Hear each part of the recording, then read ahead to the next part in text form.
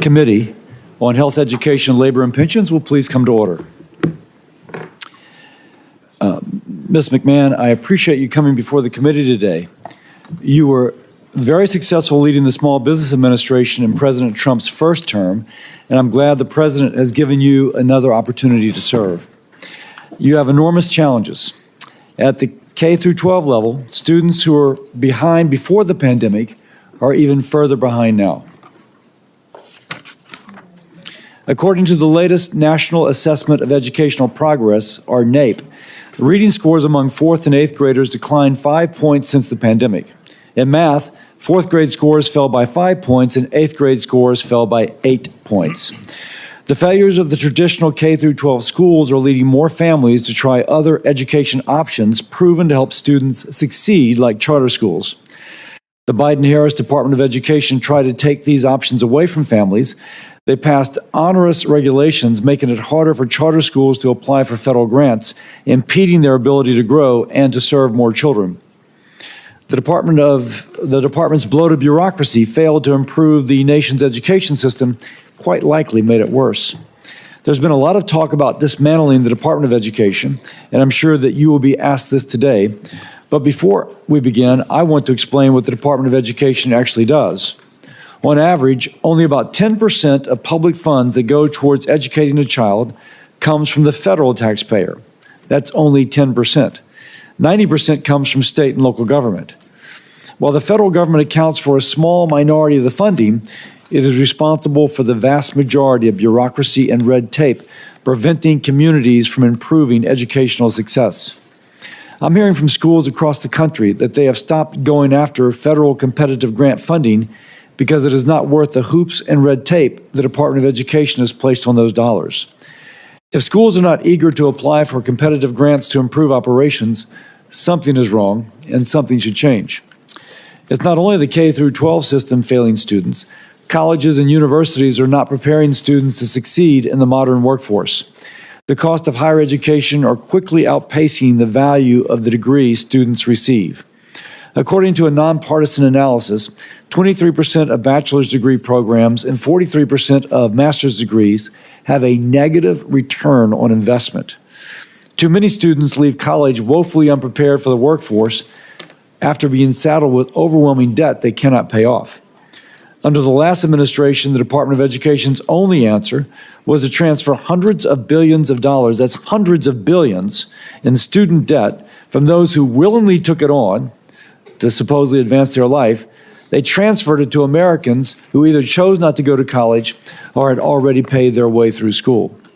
To implement these schemes, the department dramatically increased the scope and authority of the student loan financing program, clearly outside of what Congress previously intended.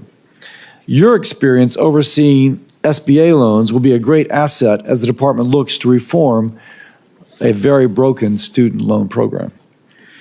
We've also seen rampant anti-Semitism on college campuses, leading to attacks and harassment of Jewish students. I'm pleased to see the Trump administration has already launched investigations, and I look forward to working with you, presuming that you're confirmed.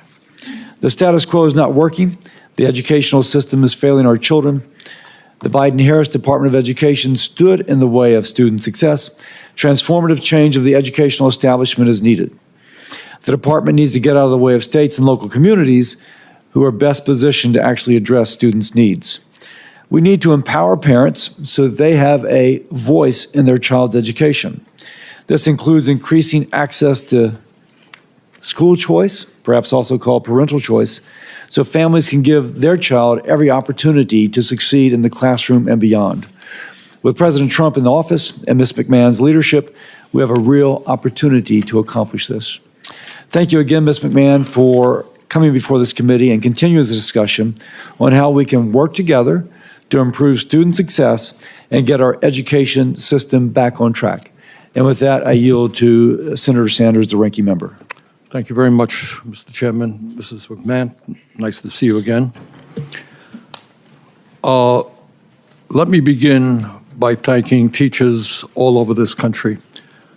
This is a very difficult time to be a teacher. And talking to teachers in Vermont, and I think teachers all over the country, what they are telling me is they are spending a lot of their times not only teaching math and English, but dealing with the emotional needs of kids. Because among other things, our kids are struggling in many, many ways. So it's a tough time to be a teacher, and I want to thank the teachers very much for the extraordinary work that they are doing, especially for some of the most vulnerable kids in our country. You know, way back in 1863, as we recall from our history books, Abraham Lincoln was in Gettysburg, and he looked out on a field where soldiers by the thousands had just died in the struggle against slavery, and he talked about the need to maintain a government of the people, by the people, and for the people. That was that short but very powerful Gettysburg Address. And I think in this country today, there is a growing fear that instead of having a government of the people, by the people, and for the people, we are looking at a government of billionaires, by billionaires, and for billionaires, whose job is not to improve life for ordinary people, but to make the people on top even wealthier. So in the midst of massive income and wealth inequality, where 3 people own more wealth than the bottom half of American society, the Republicans in the House yesterday introduced a budget resolution that would provide massive tax breaks to the people on top, and they would pay for those tax breaks for billionaires by cutting Medicaid, education, and programs that working families throughout this country desperately need. That is exactly the wrong thing to do. At a time when millions and millions of working families are struggling, our job is to protect those families and not worry about the billionaires who have never had it so good. But it's not just cuts in Medicaid, as devastating as that would be.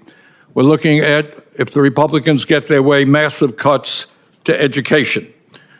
And I should also say that the people who are trying to privatize Social Security, privatize Medicare, privatize Medicaid, privatize the Veterans Administration are precisely the same people who are trying to privatize public education in America. We must not allow that to happen. In America, we must not allow our educational system to become a 2-tier system, a system which says that if you have the money, you're going to get help from the federal government, you're going to get a voucher to send your kid to a school that may cost $50,000, $60,000 a year, while the public schools will end up being segregated not just by race, but by class. Most families in America do not have $40,000, $50,000, $60,000 a year to send their kids to private schools, and it's absurd to provide public money to make that possible. Our job is not to take away money from public schools to give it to private schools. It is to strengthen public education in America. Further, President Trump has talked about abolishing the Department of Education. Yes, I think everybody on this committee wants to see us go after waste and bureaucracy in every agency of government.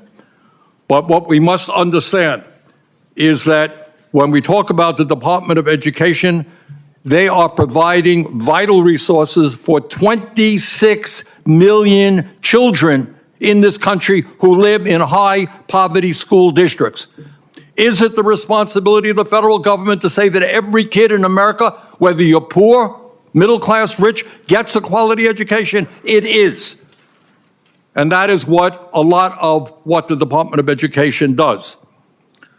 Department of Education provides millions of public school students who have disabilities, emotional problems, physical problems, provides them with help.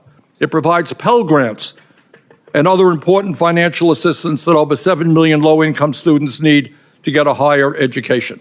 So the goal is not to abolish the Department of Education, it is to make it more effective and to make sure that it addresses the educational needs in this country. Mr. Chairman, in my view, we need a Secretary of Education who understands that in the wealthiest nation in the history of the world, we should have the best educational system on this planet, from child care to graduate school.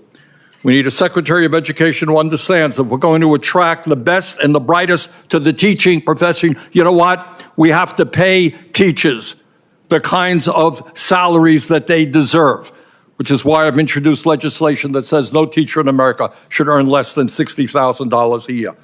We need a Secretary of Education who understands that schools do not end at 2:30 or 3 o'clock. We need strong after-school programs. We need strong summer programs. We need a Secretary of Education who understands that we've got to invest in mental health.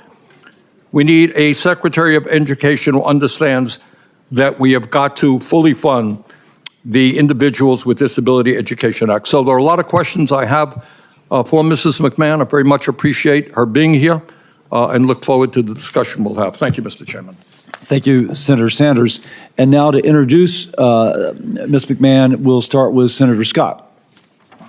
Thank you, Mr. Chairman. Thank you, Ranking Member. Thank you, committee members, for allowing me to have an opportunity to talk about my good friend, Linda McMahon. I will say that one of the things I love about the Ranking Member is his passion about the things he cares deeply about.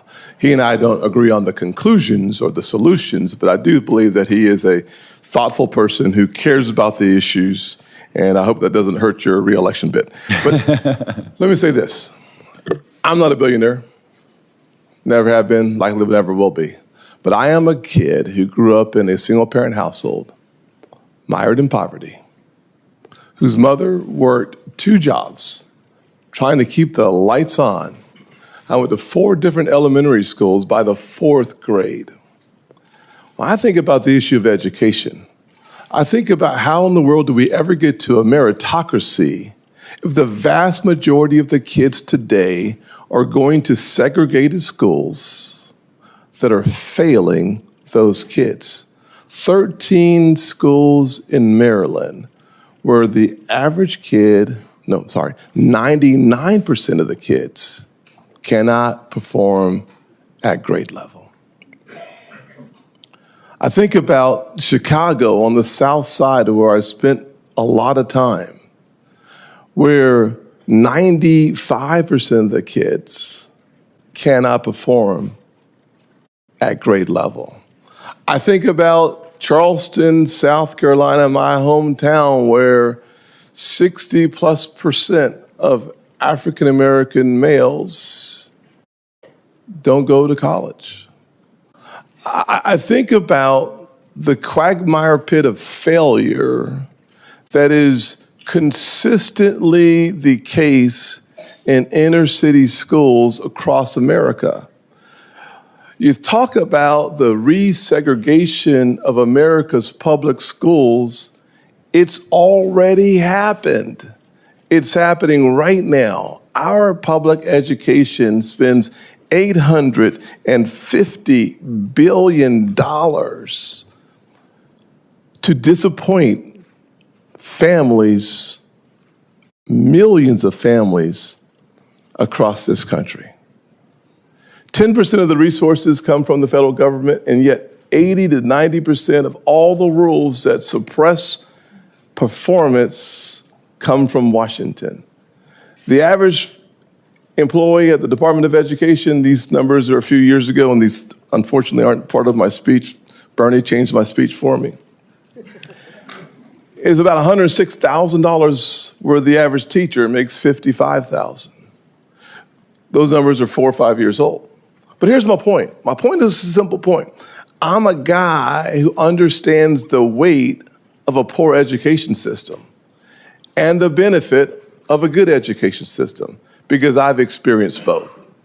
I chose to introduce Linda not because I have an affinity for billionaires, though I might now, actually, because I have a passion for quality that changes the trajectory of poor kids' lives permanently.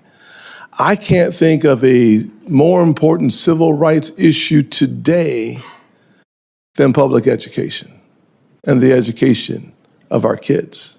I can't think of a better person to take on that challenge than someone that I had confidence when she was the administrator of the SBA. I can't think of someone better to take on this challenge than someone that took a regional company, WWE, and made it into the global powerhouse that it is today than the co-founder, chief executive, Linda McMahon. I can't think of someone better to do the job than someone who served on her own state board of education, who was a trustee at Sacred Heart University, and who led the policy initiatives at the America First Policy Institute. That would be Linda McMahon.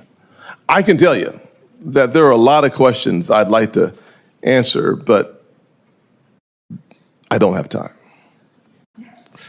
But I can tell you this. For the poorest kids in our country, disillusioned about the American dream, the answers they are looking for rarely come from Washington.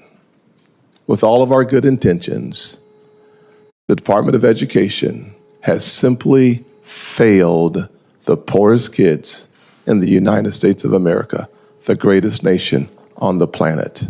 To turn that around, we need someone who's already succeeded in business and in government. And let me just close with this. The Department of Education doesn't educate kids. It's a federal agency. Local communities and local teachers educate kids. Our Department of Education is a federal behemoth that needs to focus on getting more money in the hands of more students so that they have a better chance. And yes, I do believe that competition makes your quality go up and your cost go down. Charter schools prove that, private schools prove that, and finally, Pell Grants. Pell Grants take public dollars to private schools. Unfortunately, poor black kids today, the vast majority, won't have a Pell Grant. Why? Because if you don't graduate from high school, if you don't have proficiency in reading, math, and science, the likelihood of you going to college is zero.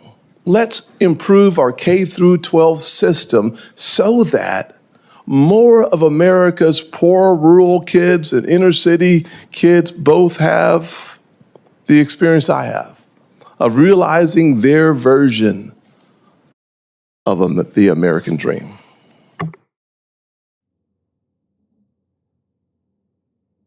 Thank you, Senator Scott. Very powerful. Senator Britt.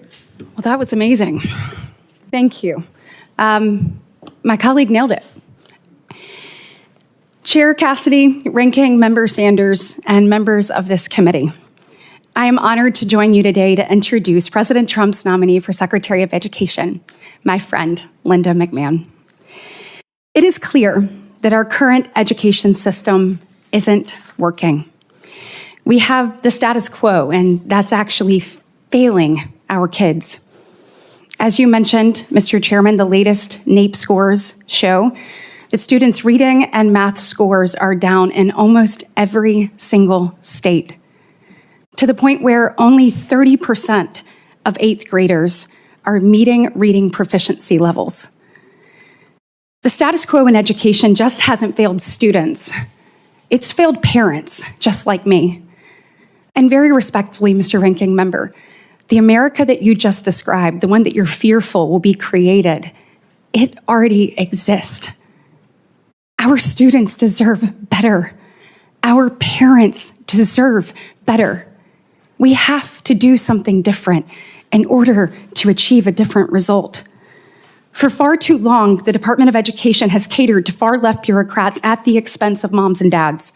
It has pushed for school closures, removed parental rights from the equation, promoted radical ideologies in the classroom, and supported allowing men and boys to play in women and girls' sports. Enough is enough. We need a change agent at the Department of Education, and that change agent is Linda McMahon. She is the perfect antidote to what is wrong with education in this country. Linda has an immensely successful track record as a business executive, as a leader of a government agency and at the America First policy as an America First policy advocate. She is not just an overwhelmingly qualified nominee for Secretary of Education, but a nominee who can make a real difference at the department that sorely needs it. She's also a grandmother of 6 with a personal stake in the quality of our education system.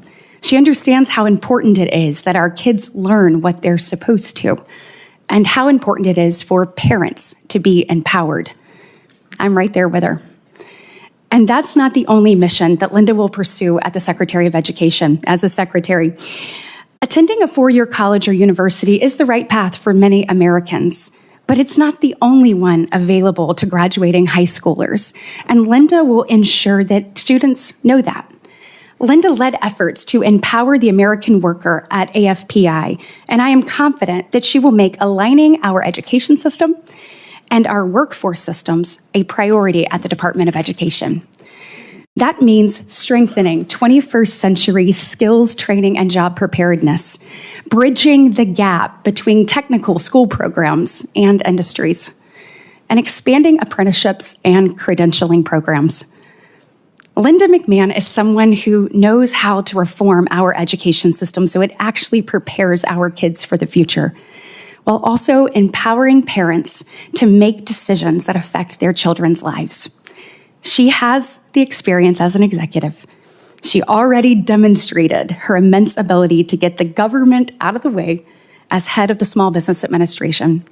And she knows both K-12 and higher education, as my distinguished colleague Senator Scott said, in serving on the Connecticut State Board of Education and the Sacred Heart University Board. She was on that since 2004. Her confirmation as Secretary of Education will be a monumental step towards preserving the American dream and making a bright future possible for the next generation of Americans. Let's put parents in the driver's seat. Let's return to the fundamentals of the classroom learning and teach kids the skills they need to actually achieve their goals. Let's put education in the hands of states, not unaccountable federal bureaucrats. And for our kids' sake, let's confirm my friend, Linda McMahon. Thank you, Mr. Chairman. Thank you, Senator Britt. Ms. McMahon, now for your opening statement, and you're welcome to introduce your guest. Thank you very much, Chairman Cassidy.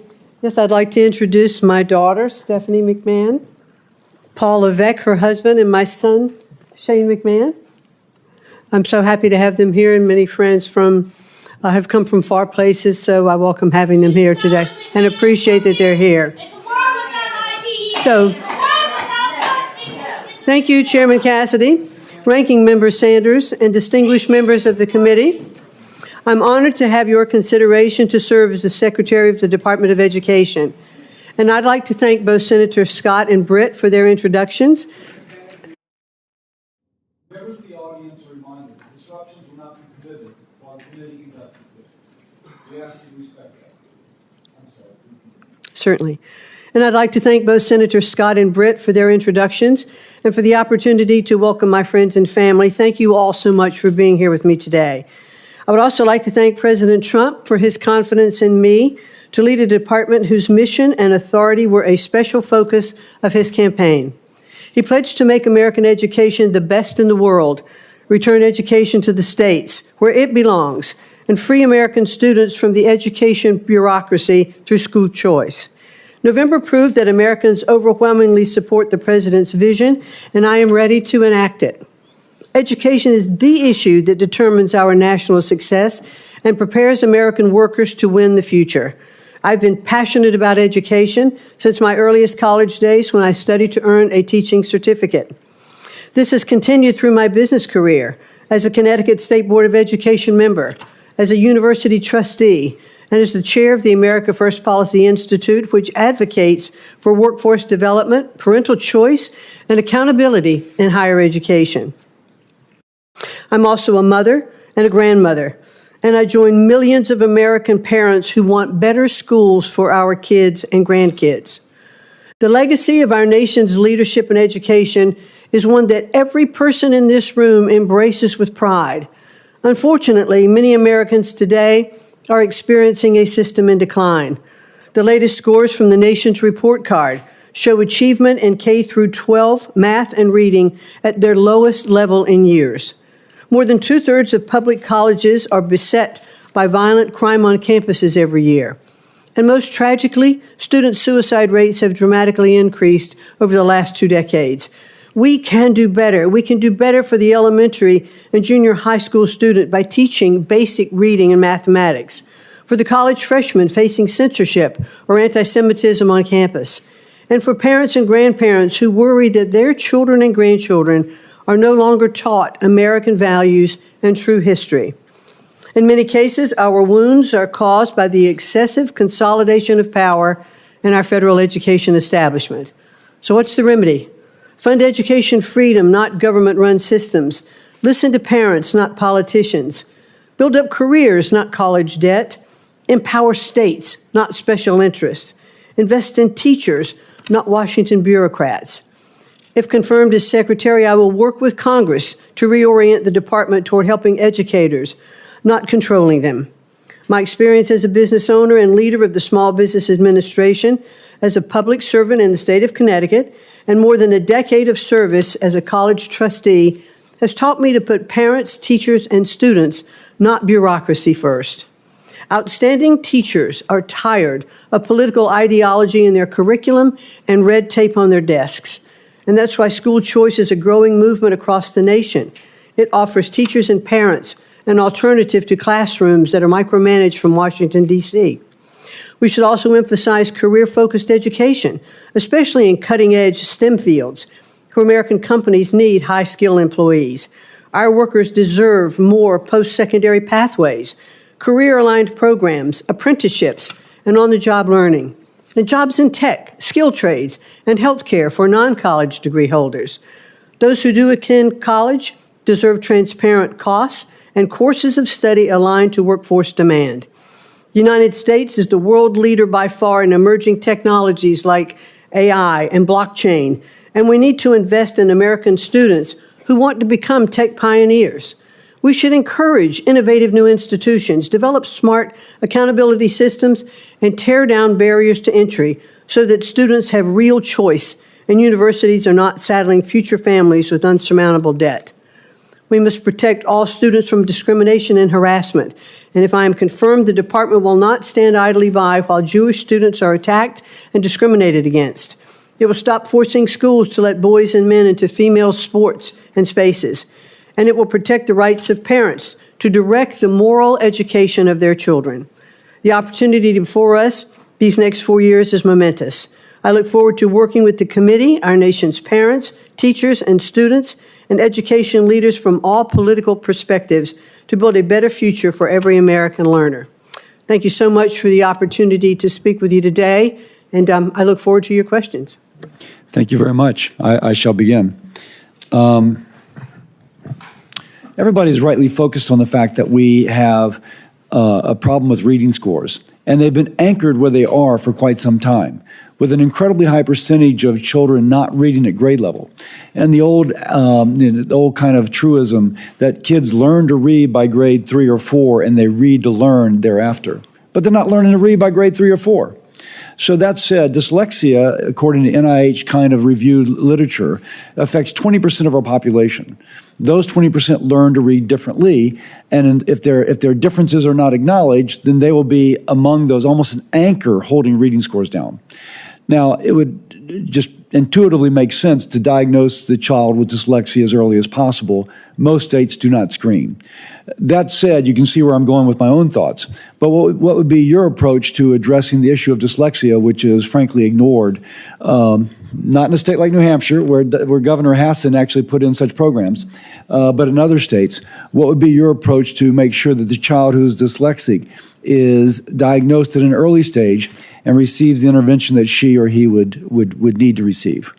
Well, thank you very much, Chairman Cassidy, and I know this is a very sensitive subject for you, since I believe it is your son that does have dyslexia, as you and I discussed when I visited with you in your office. My daughter, but that's I'm sorry, it's your daughter. But I certainly very much would like to be sure that we are looking to diagnose issues like dyslexia early because we have found that it can be turned around. So I'd like to work with you and understand how we could have better approach for that in our school systems. You had mentioned that you would not tolerate the anti-Semitism that has been on the rise. What steps would you take to make sure the backlog of anti-Semitism cases at the Office of Civil Rights is processed and those responsible for illegal discrimination held accountable? Senator Kennedy, Cassidy, I think that by far what we saw happening on our campuses was absolutely deplorable. Kids locked in libraries, afraid to come out. Now, I believe in freedom of speech on campus, open debate, and we should encourage that. But we cannot allow violence happening on our campuses. That puts all students in an unsafe place. And if I were confirmed as the Secretary of Education, I would want to make sure that the presidents of those universities and those colleges are taking very strong measures not to allow those to happen. They can call in the police, they can do whatever they need to do, set standards, and to make sure those standards are upheld. We cannot allow that kind of violence to take place on our college campuses. Now, there's a current backlog in the Office of Civil Rights within the Department of Education to address this. Do you have any specific plans about how you could help them address that backlog?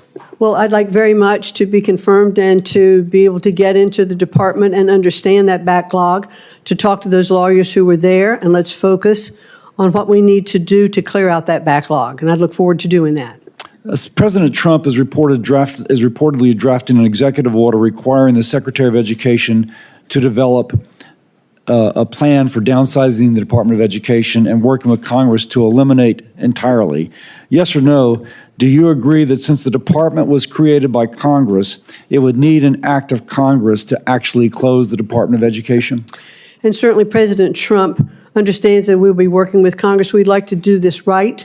We'd like to make sure that we are presenting a plan that I think our senators could get on board with and our Congress could get on board with, that would have a better functioning Department of Education, but certainly does require congressional action. Okay. In terms of the plans to downsize, what would be the components of that plan that would not require congressional approval?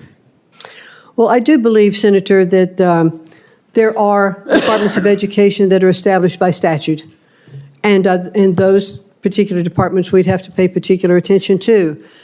But long before there was a Department of Education, we fulfilled the programs of our educational system. Are there other areas, other agencies where parts of the Department of Education could better serve our students and our parents on a local level? And I am really all for the President's mission, which is to return education to the states. I believe, as he does, that the best education is closest to the child, and not certainly if the from department Washington, is D.C. downsized, would the states and localities still receive the federal funding which they currently receive? Yes. Okay. With It that, is not the President's goal to defund the programs. It is only to have it operate more efficiently. With that, I yield to Senator Sanders. Thank you, Mr. Chairman. When we talk about education, kind of we're looking at it in a vacuum. We're talking about the struggles that low-income kids are having, and that's true. But Mrs. McMahon, you are also aware that in America we have more income and wealth inequality than we've ever had before. You are aware that we have the highest rate of childhood poverty of almost any major country on earth. You are aware, I suspect, that teachers are dealing with kids who are literally homeless, kids who come from dysfunctional families where there is violence. Does it concern you in America that we are living in a society where the people on top are doing phenomenally well, while 60% of Americans are living paycheck to paycheck? And how do you think that impacts our educational system? Thank you very much, Senator, for that question. First of all, let me say that I believe that teaching is one of the most noble professions that we have in our country, and we have so many good, dedicated teachers to help our students. I do think that we are trapping students often in low-performing schools, and that's why the President has such a strong policy towards school choice. But you will agree, I don't mean to interrupt you, but you will agree that you can't just look at education. The truth is that middle class, upper middle class public schools in America generally do pretty well. But if you are homeless, if you were a homeless person and you had kids, the odds of your kids doing pretty well. And I'm just asking you, what do you think about the massive level of income and wealth inequality, the fact that we have the highest rate of childhood poverty? Is that something you think you might want to pay attention to? Well, certainly, Senator, I do believe that we want to make sure that every child in our country has the opportunity to have equal access to a quality education. And the Department of Education really is not setting economic policy in the country. Well, we should focus on educating our children, and we should focus on it at the local level. let me ask you this. You mentioned correctly that we have many great teachers in America, right? Yes. If you as a businesswoman wanted to attract the best and the brightest, would you be starting them off after they leave school, maybe $50,000, $60,000 in debt with salaries of $35,000, $40,000? Or would you say, we respect, you talked about teaching being the noblest profession. I agree with you. Would you agree with me, support my legislation that says no teacher in America should earn at least $60,000 a year?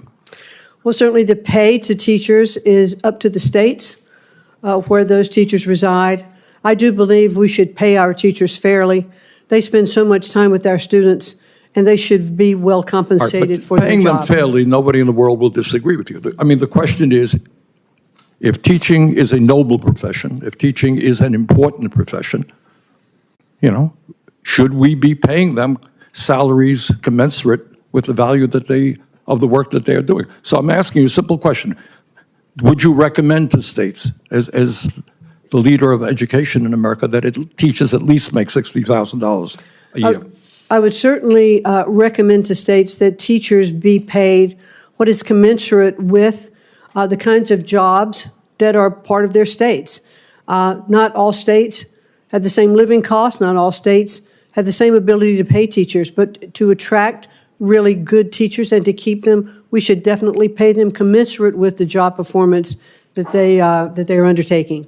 Millions of young people, low-income people, are finding it very difficult to afford to go to college, and they're leaving school $50,000, $100,000, $200,000 in debt. Pell Grant program provides assistance to over 7 million low-income young people in this country. Can you guarantee to us, if you are made a Secretary of Education, that no student in America will lose their Pell Grant as the department is dismantled? Surely the defunding is not the goal here. The continuation of Pell Grants, I'd actually even like to see an expansion of Pell Grants. I'd like to see short-term certificates for Pell Grants for students who aren't going on to four-year universities, who could have the opportunity to use Pell Grants for skill-based learning. All right, so what I'm hearing you say is Pell Grant program will continue under your administration. Yes. Okay.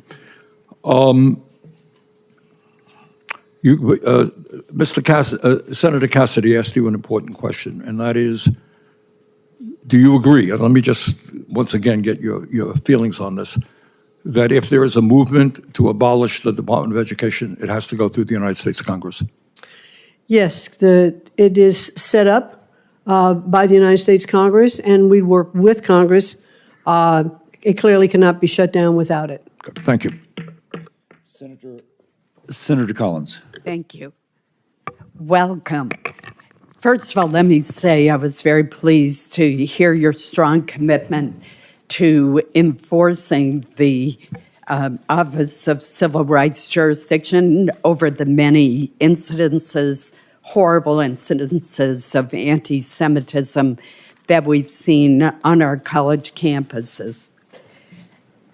Among the important programs that are administered by the Department of Education are Title I, IDEA, and the TRIO programs, all of which have been high priorities for me. I want to briefly discuss those programs. Title I helps public schools that are serving low-income students. It helps level the playing field in terms of resources compared to more affluent communities. In Maine, 63% of our public schools receive Title I funds. Very important to our state. Second, IDEA, the Disabilities in Education Act, which helps children with special needs. Maine receives more than $65 million to support K through 12 students with special education needs. I would note that that falls far short of the 40% that was promised when the legislation was passed in the 1970s. TRIO programs, which we've discussed, have changed the lives of countless first-generation students who are going to college and come from families with no experience with higher education. I've seen so many success stories as a result of TRIO. So my question for you is, how do we maintain the administration and oversight of these programs if we abolish or substantially reorganize the Department of Education? Thank you, Senator Collins, and I know how passionate you are about these issues, and I enjoyed meeting with you in your office and talking about these various things, especially I think the TRIO program, which we both agreed was just hit a terrible blow just by regulation when some of the students who were applying, their applications were rejected simply because of spacing on a form. Right. And that kind of regulatory control just cannot stand. That is just impossible. The Title I programs that you've been discussed will continue to be appropriated through Congress. Today, they go directly to the State Department of Education and then are distributed to the districts. Not looking to defund or reduce any of those amounts. IDEA is the same, but might it be better served in a different agency? I'm not sure. It started at HEW, and the concerns for disabilities and health issues with students may very well rest better within an agency that has more oversight of all of those. So I think if I am confirmed to be able to get in and assess programs, how they can have the best oversight possible, how we can really take the bureaucracy out of education and focus on teaching our children to read and to do math and to appreciate our history is certainly my goal and would be my goal as the Secretary of Education. Thank you. On Monday, the administration announced that the Department of Education was going to terminate 89 contracts from the Institute of Education Sciences.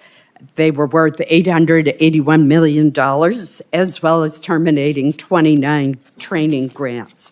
This week, my office heard from a former teacher from Oakland, Maine, who has developed a high-impact tutoring model, and it's currently being used in 12 schools in Maine alone. And she has one of the grant applications pending to more thoroughly evaluate the impact of this model on the students' outcomes. She's worried that it's now going to be in jeopardy due to these sudden cuts. Considering the poor reading and math scores reported by NAEP, and that unfortunately includes poor scores in my home state, shouldn't the Department of Education continue to collect data and evaluate outcomes rather than halt these activities so that you can help states know what works? Well, thank you, Senator. And it is my goal, if I am confirmed, to get in and assess these kinds of programs, because I'm not sure yet what the impact of all of those programs are. I know that there are many worthwhile programs that we should keep, but I'm not yet apprised of them. I want to study them. I'd like to get back and talk to you more and to work with you. I look forward to working with this committee and all of Congress to make sure we can deliver for our education. Thank you. I appreciate your responses. Thank you. Thank you. Protect our schools. The committee will come to order. Vouchers, no more charters. Protect. Senator Murray. Thank you, Ms. McMahon. Elon Musk's DOGE staffers have reportedly set up camp at the Department of Education. They've already been given access to highly sensitive student data and have already started holding back money that Congress decided on a bipartisan basis was needed to help our schools and students. We're also hearing, as you know, about an executive order coming any day that will seek to dismantle the Department of Education. These are bipartisan laws. You indicated that you understood that Congress has passed these laws. But a lot of turmoil is happening. You heard it from my colleague just asking that question now. So I want to ask you, if confirmed, do you commit to getting every dollar we have invested in our students and schools out to them? Well, the appropriated dollars and those monies that are passed by Congress, yes. I have no issue, however, with the fact, and I believe the American people spoke loudly in the election last November to say that they want to look at waste, fraud, and abuse in our government. So DOGE, there are a couple of implants at the Department of Education, as there are with agencies throughout the district, and they're doing an audit. Right, you know, I understand an audit, but when Congress appropriates money, it is the administration's responsibility to put that out as directed by Congress, who has the power of the purse. So what will you do if the president or Elon Musk tells you not to spend money Congress has appropriated to you? We will certainly expend those dollars that Congress has passed, but I do think it is worthwhile to take a look at the programs before money goes out the door. It's much easier. It is much easier to stop the money as it's going out the door than it is to claw it back. Process by law is that you look at that, you make recommendations to Congress, and we implement those laws. So, I mean, the question really is, who decides how much federal funding public schools get in Seattle, where it's already been allocated? The school district or Elon Musk or Congress? And I think Congress has been pretty clear that the purse lies here. We pass our appropriations bills. We expect those programs to come. If you have input, if you have programs you have looked at that you believe are not effective, then it is your job to come to us, explain why, and get the support for that. Let me move on. Ms. Mann, I believe that our nation's students, families, and taxpayers do want true accountability. They do want improvement in our schools. Back in 2015, Congress came together in a bipartisan way to replace the No Child Left Behind Act with the new law, Every Student Succeeds Act. That was a bill I was very proud to negotiate with my Republican counterpart on this committee, passed it into law. It gives states more flexibility in using their federal education funds. It eliminated those one-size-fits-all mandates that everyone hated, and it established some really strong federal guardrails to hold states and schools accountable. I believe that the Department of Education must do more to implement that law. Right now, less than 42% of our schools identified for comprehensive support and improvement, or CSI as we call it, had a plan that met all the requirements of that law. And 1 in 5 schools' plans included practices we know are ineffective. National assessment results, as you well know, released a few weeks ago, show that our lowest performing students continue to fall furthest behind. So I want to ask you, what specific actions will you take to implement the ESSA law? I'm not looking for an exhaustive list, but can you name a couple of the requirements that are in that law that you will make sure are implemented? Well, Senator, thank you, and I would look forward to working with you in the committee, understanding more about the ESSA laws. Do you know what the requirements are? Do you know about the requirements for targeted support improvement schools or the annual report card requirement? Can you name any of the requirements that are in that? Yes, I have read through ESSA, and I do know, it's very interesting. It's how I really got into education in the first place, was when No Child Left Behind was in place. But there are no requirements that you can tell me right now that you will make sure, as Secretary of Education, you will implement? No, I want to study it further and get back to you with that, and I'll be happy to do that. Okay. Well, let me ask one last question. As I mentioned, DOGE staff have been given access in the Department of Education to personal information of students and families, like their Social Security numbers and their driver's license numbers and their date of birth, what college they're enrolled in. I know it's that the access has been temporarily paused due to litigation, but there is a real potential for that kind of information to be abused or for students' privacy to be placed in jeopardy if the courts end up ruling against the students. And we know that DOJ could use that highly personal information to then target students and target their families or cut off access to Pell Grants for students at college that someone perceives opposes maybe President Trump policy. So I want to ask you, do you believe that DOJ employees should have access to private student data? It is my understanding that DOJ employees have been onboarded as employees of the Department of Education, and therefore they operate under the restraints of utilizing access of information, and they are constrained by that. That is not our understanding, and I have to tell That's you, my it's understanding. deeply concerning that we have DOJ staffers, we don't know who they are, they're not held accountable, getting access to students' private information. I think that should frighten everyone. Well, again, I'm not there Thank you, yet. Madam Chair. So I'm not there yet, but it is my understanding that they are onboarded fully I hope employees. if you do get there that you make sure that students' private information is not given to someone who's no idea what they have, or we have no idea how they're using it. Thank you. Senator Houston. Thank you.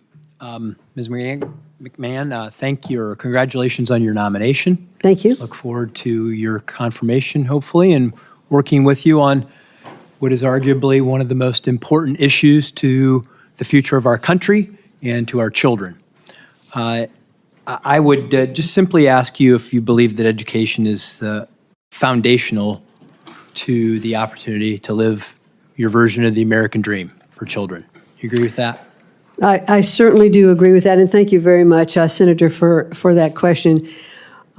Education, I think, is at the very center of our culture.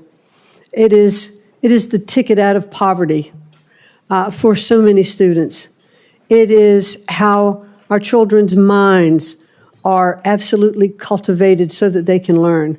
And I remember listening to Senator Cassidy when he said that every child up until the third grade learns to read, and then after the third grade reads to learn. And if children cannot read at a proficiency level, they cannot continue to learn. They can't then be proficient in school. They can't go forward to higher education. They can't even start a business or do anything. So education, I do believe, is at the very center of what we need to do and to ensure that we have the best education for our students and that they all have equal access to a quality education. Thank you. The issue of inequality has come up in this hearing, and I can tell you when I started in my elected career, I was a Green state legislator in the state of Ohio who had this strange notion that if children were trapped in chronically failing schools, that they should have the opportunity to go somewhere else. And that I thought, who could be against that?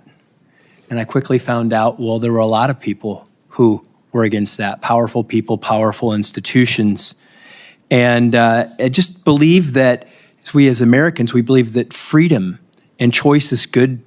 It's part of our DNA. It's good for markets and business, and that monopolies don't work, whether that's big business or big government. And that has been reinforced to me over the course of basically my lifetime that I've worked on this issue. Foundationally or fundamentally, billionaires have choice. Their children have choice. It's children that grow up in poverty that don't have choice. And that is an important element of fixing inequality, because if we say that an education is foundational to living your version of the American dream, yet you don't have the choice to go to a school that serves your needs, we basically have institutionalized a barrier against that opportunity and to have that equality of opportunity. Just share with me how you hope to fix that. Well, certainly the president, one of his cornerstones relative to education is school choice. He certainly does believe in universal school choice, and we have seen, I think that there are now, I believe the number's 33 states, I might be corrected on that, states that do have school choice. And what we have found that public schools come up, they're competitive. A lot of the concerns relative to school choice, I think the statistics, belie. We have students that are not leaving public schools in hordes and going to other schools, but they have the opportunity. Parents look at their children and say, I want that for my child. My school is failing my child. So if I have the opportunity to have an educational savings account or a voucher program or a scholarship program to get my child maybe to that charter school or to that other public school that is doing better than the one that my child is here because this is where I live. But I know that if I could get my child to that next school, they would be better off. Every parent wants that opportunity for their child. Thank you. And just quickly, I made some calls to superintendents in my state in Ohio before I came today, and I said, would you prefer to have the money sent directly to you rather than through the federal Department of Education? And do you think you could do a better job if we released you from the rules and regulations and you just said, and they said, yes, tell us what you want us to achieve, we'll achieve it, we'll do it.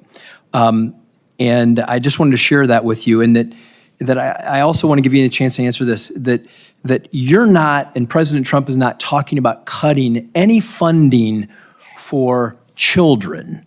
You're not talking about cutting funding for disabled children. You're just talking about changing the way that the money gets to these students in schools, and that you're committed to that. Is that correct? That is correct, Senator. Thank you very much. Great. Thank you. It is now Senator Baldwin. Thank you, Mr. Chairman.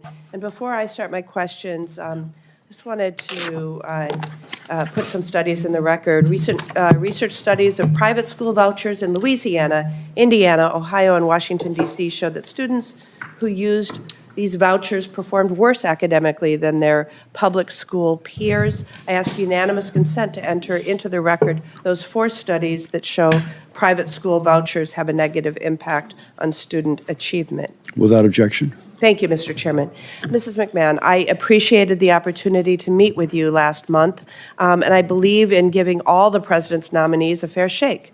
That's what the people of Wisconsin expect from me, and I look forward to hearing more about your approach to running the Department of Education if confirmed. Mrs. McMahon, since 1972, Title IX has been a critical tool in ensuring that all students are protected from sex-based discrimination in federally funded education programs. We briefly discussed Title IX in our meeting, but I'd like to ask you a series of yes or no questions to get into a little bit more detail here. So yes or no, do you believe that Title IX should be enforced to protect students from sexual harassment and sexual assault? Yes, I do. Do you believe that sexual harassment that is severe should be prohibited under Title IX? I think sexual harassment should be prohibited in any case. Thank you. Do you believe that sexual harassment that is pervasive should be prohibited by Title IX? Yes. Do you believe that harassment that is either severe or pervasive should be prohibited under Title IX? I don't believe there should be any acceptance of sexual harassment, Senator. Great. Because I'm glad you actually agree with President Trump's efforts during his first term to narrow what qualifies as sexual harassment under Title IX.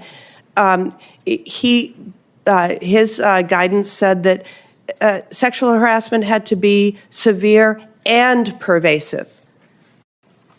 And I hope that you will take your position and press for that to be the law. But right now, the Title IX is limited to sexual harassment that is severe and pervasive, not severe or pervasive. Yes or no, if an assault occurs between 2 students, but it happens off campus, do you think the school should have the ability to investigate that matter? I think the school should investigate that matter, and I believe under the regulations today, and I could be corrected on that, that they are obligated to investigate.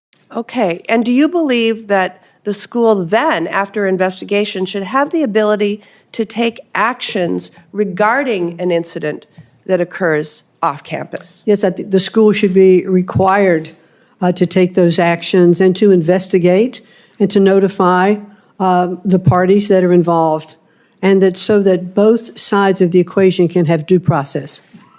I appreciate your answer. It is not entirely clear at this matter, at this time, that the incidents would not only be investigated, but adjudicated as to the school's adjudication rules. And the problem with that, as I'm sure you're well aware, is that you would have the potential of a victim of sexual assault facing the potential of attending class with their perpetrator. You know, despite how much this administration likes to talk about protecting women and girls, the actions have not matched the rhetoric. And so I think instead of actually protecting women and girls, this administration is not making school a safer place for anyone, while using this topic as a way to fearmonger and demonize others. Mrs. McMahon, you have been named in a lawsuit which alleges that you and your husband allowed for systemic and pervasive abuse of underage children to persist in your business for years. It is an ongoing lawsuit, and it alleges that you rehired a known sexual predator and you felt it was sufficient to simply direct him to steer clear of children. If confirmed, you will be responsible with overseeing the Department of Education Office of Civil Rights, charged with ensuring equal access to education through vigorous enforcement of civil rights laws.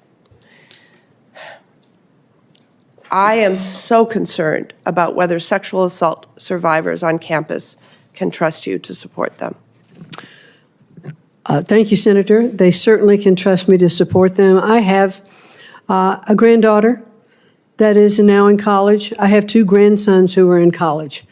And I have a deep commitment of understanding of how I would feel if any of them were involved in sexual harassment or accused of sexual harassment. You have my absolute commitment that I will uphold and protect those investigations to make sure that those students are treated fairly on both sides. Mrs. McMahon, we met shortly after a shooting at...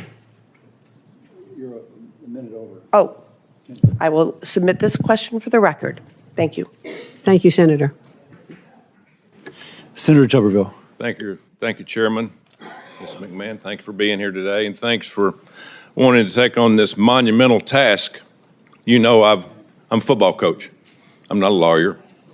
I'm not a business guy. I taught high school and worked my way up for 40 years. This country gives you one thing, and it's what I taught my kids when I coached. This country doesn't owe you anything but an opportunity. And that's the reason this country is the greatest country on the face of the earth. Now, when you lose that opportunity, and I've lost many times, I've got my tail back up and gone again.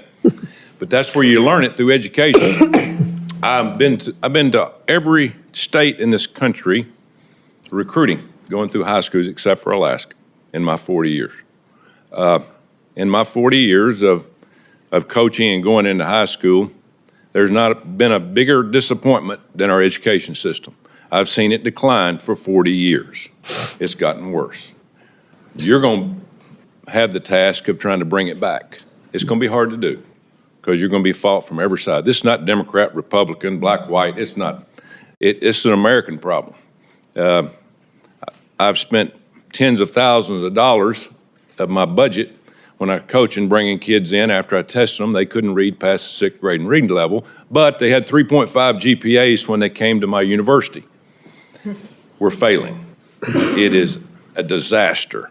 If you can't read, you can't learn. And that's one of the first things that we got to get back to, is teaching our kids to read. We got a lot of teachers that don't teach reading like you and I learned. It's different. We have all this nonsensical teaching of what we call Common Core of math. I still ain't figured that out. But thanks for wanting to take this on, because there's a lot of obstacles going to be in your way. And so don't be afraid to make changes. We've had a K through 12 system for years. It's a failure. It is an absolute failure. Let's teach our kids. That's the only chance they got to survive in this world, which is going to be very, very competitive. Now, we have things that get in our way. And what's deterring our kids nowadays? That thing right there. I had problems coaching with it. Enemy number one when I told them, put that damn phone up. Don't bring it to my dressing room, because I want you to listen and learn, not be on there listening to music and reading the nonsense you see on there. So you got a lot of obstacles. The one thing I think we need to do is just look at K through 12 and what do we do? How do we get better? I'm all for workforce development in the last 2 years of high school, teaching kids to learn to use their hands. And what's your thoughts on that, about work in high school? I'm not talking about past high, I'm talking about the last couple of years. Well, thank you, Senator. I think when you and I met in your office, and I appreciated that time, I discussed with you that I probably dated myself by saying that when I was in high school, in your senior year in high school, you could take a vocational program, which meant that you went to school the first part of the day. The second part of the day, you could have a job. You could be learning a skill or a trade, and those credits would count towards your education. I think we need to get back to more of that. We are not teaching skill-based learning in our schools anymore. And I think we have to look at our entire education system and say, four-year college is not for everyone. For those particular jobs that require doctors, lawyers, engineers, that require 4 years, then I think... Ms. McMahon, please suspend. The committee will come to order. Capitol Police are asked to remove the individual from the room. I don't think she knows how to read or Again, listen. members of the audience are reminded that disruptions will not be permitted while the committee conducts its business. With that, Ms. McMahon, please resume.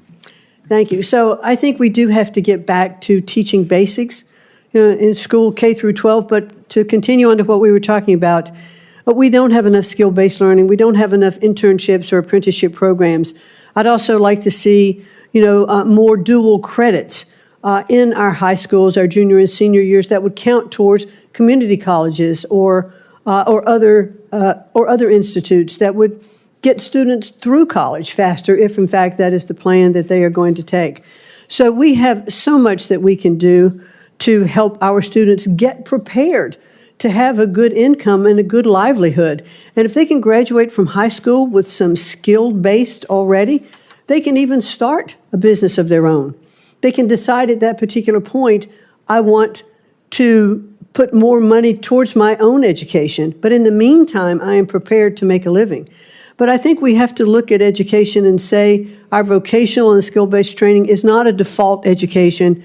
It can be something, it can be front and center, so that students who are inclined to go in that direction actually should be encouraged to do that. It's not one size fits all. I would hope, too, that you would look, my time's almost up, would look at the number of teachers we have now as compared to administrators. We need teachers. We don't need people up sitting in the office with their feet propped up. We need people in the classroom teaching these kids, hold them accountable, and put more money in the teachers and less money in administrators. I think we'd be a heck of a lot better off. Thank you. Thank you very much. Thank you. And I'll note for the record that many of the losses Coach Tuberville suffered were at the hands of LSU. But Senator Murphy. Thank you very much, Mr. Chairman. Ms. McMahon, good to see you. You and I have spent a lot of time over the years, and I appreciate your willingness to sit before the committee and answer some really important questions. I want to talk to you about an executive order that the Trump administration issued that commands agencies, including the Department of Education, to eliminate grants to organizations and entities that support DEI programs and activities. As you know, this has a lot of schools all across the country scrambling because they have no idea what that means. They don't know because the order doesn't define DEI as to whether they are in compliance or out of compliance and whether they are going to have their federal grants compromised. How does a school know whether it's running a DEI program or not? Well, certainly, and thank you, Senator, and it is good to see you again outside of the state of Connecticut, where we run into each other. DEI, I think, has been, it's a program that's tough. It was put in place ostensibly for more diversity, for equity and inclusion, and I think what we're seeing is that it's having an opposite effect. We are getting back to more segregating of our schools instead of having more inclusion in our schools. When there are DEI programs that say that Black students need separate graduation ceremonies or Hispanics need separate ceremonies, we are not achieving what we wanted to achieve with inclusion. Let me give you an example then. So this order applies to Department of Defense schools, and those schools have canceled all programming around Black History Month. So if a school in Connecticut celebrates Martin Luther King Day and has a series of events and programming teaching about Black history, are they in violation of a policy that says schools should stop running DEI programs? Not in my view. That is clearly not the case. That celebration of Martin Luther King Day and Black History Month should be celebrated throughout all of our schools. I believe that Martin Luther King was one of the strongest proponents of making sure that we look at all of our populations when he said that, he would hope that his children wouldn't be judged by the color of their skin, but the content of their character. And I think that is the fundamental basis that we should celebrate Black History Month. West Point has closed down all ethnic clubs, so the Society of Black Engineers no longer can meet because they believe that to be in compliance with this order, they cannot have groups structured around ethnic or racial affiliations. Would schools, would public schools be in violation of this order? Would they risk funding if they had clubs that students could belong to based on their racial or ethnic identity? Well, I certainly today don't want to address, hypothetical situations. I would like, once I'm confirmed, to get in and assess these programs, look at what has been covered. Is that a pretty easy one? I mean, you're saying that it's a possibility that if a school has a club for Vietnamese American students or Black students where they meet after school, that they could be potentially in jeopardy of receiving federal funding? Again, I would like to fully what the order is and what those clubs are doing. That's pretty chilling. I think schools all around the country are going to hear that.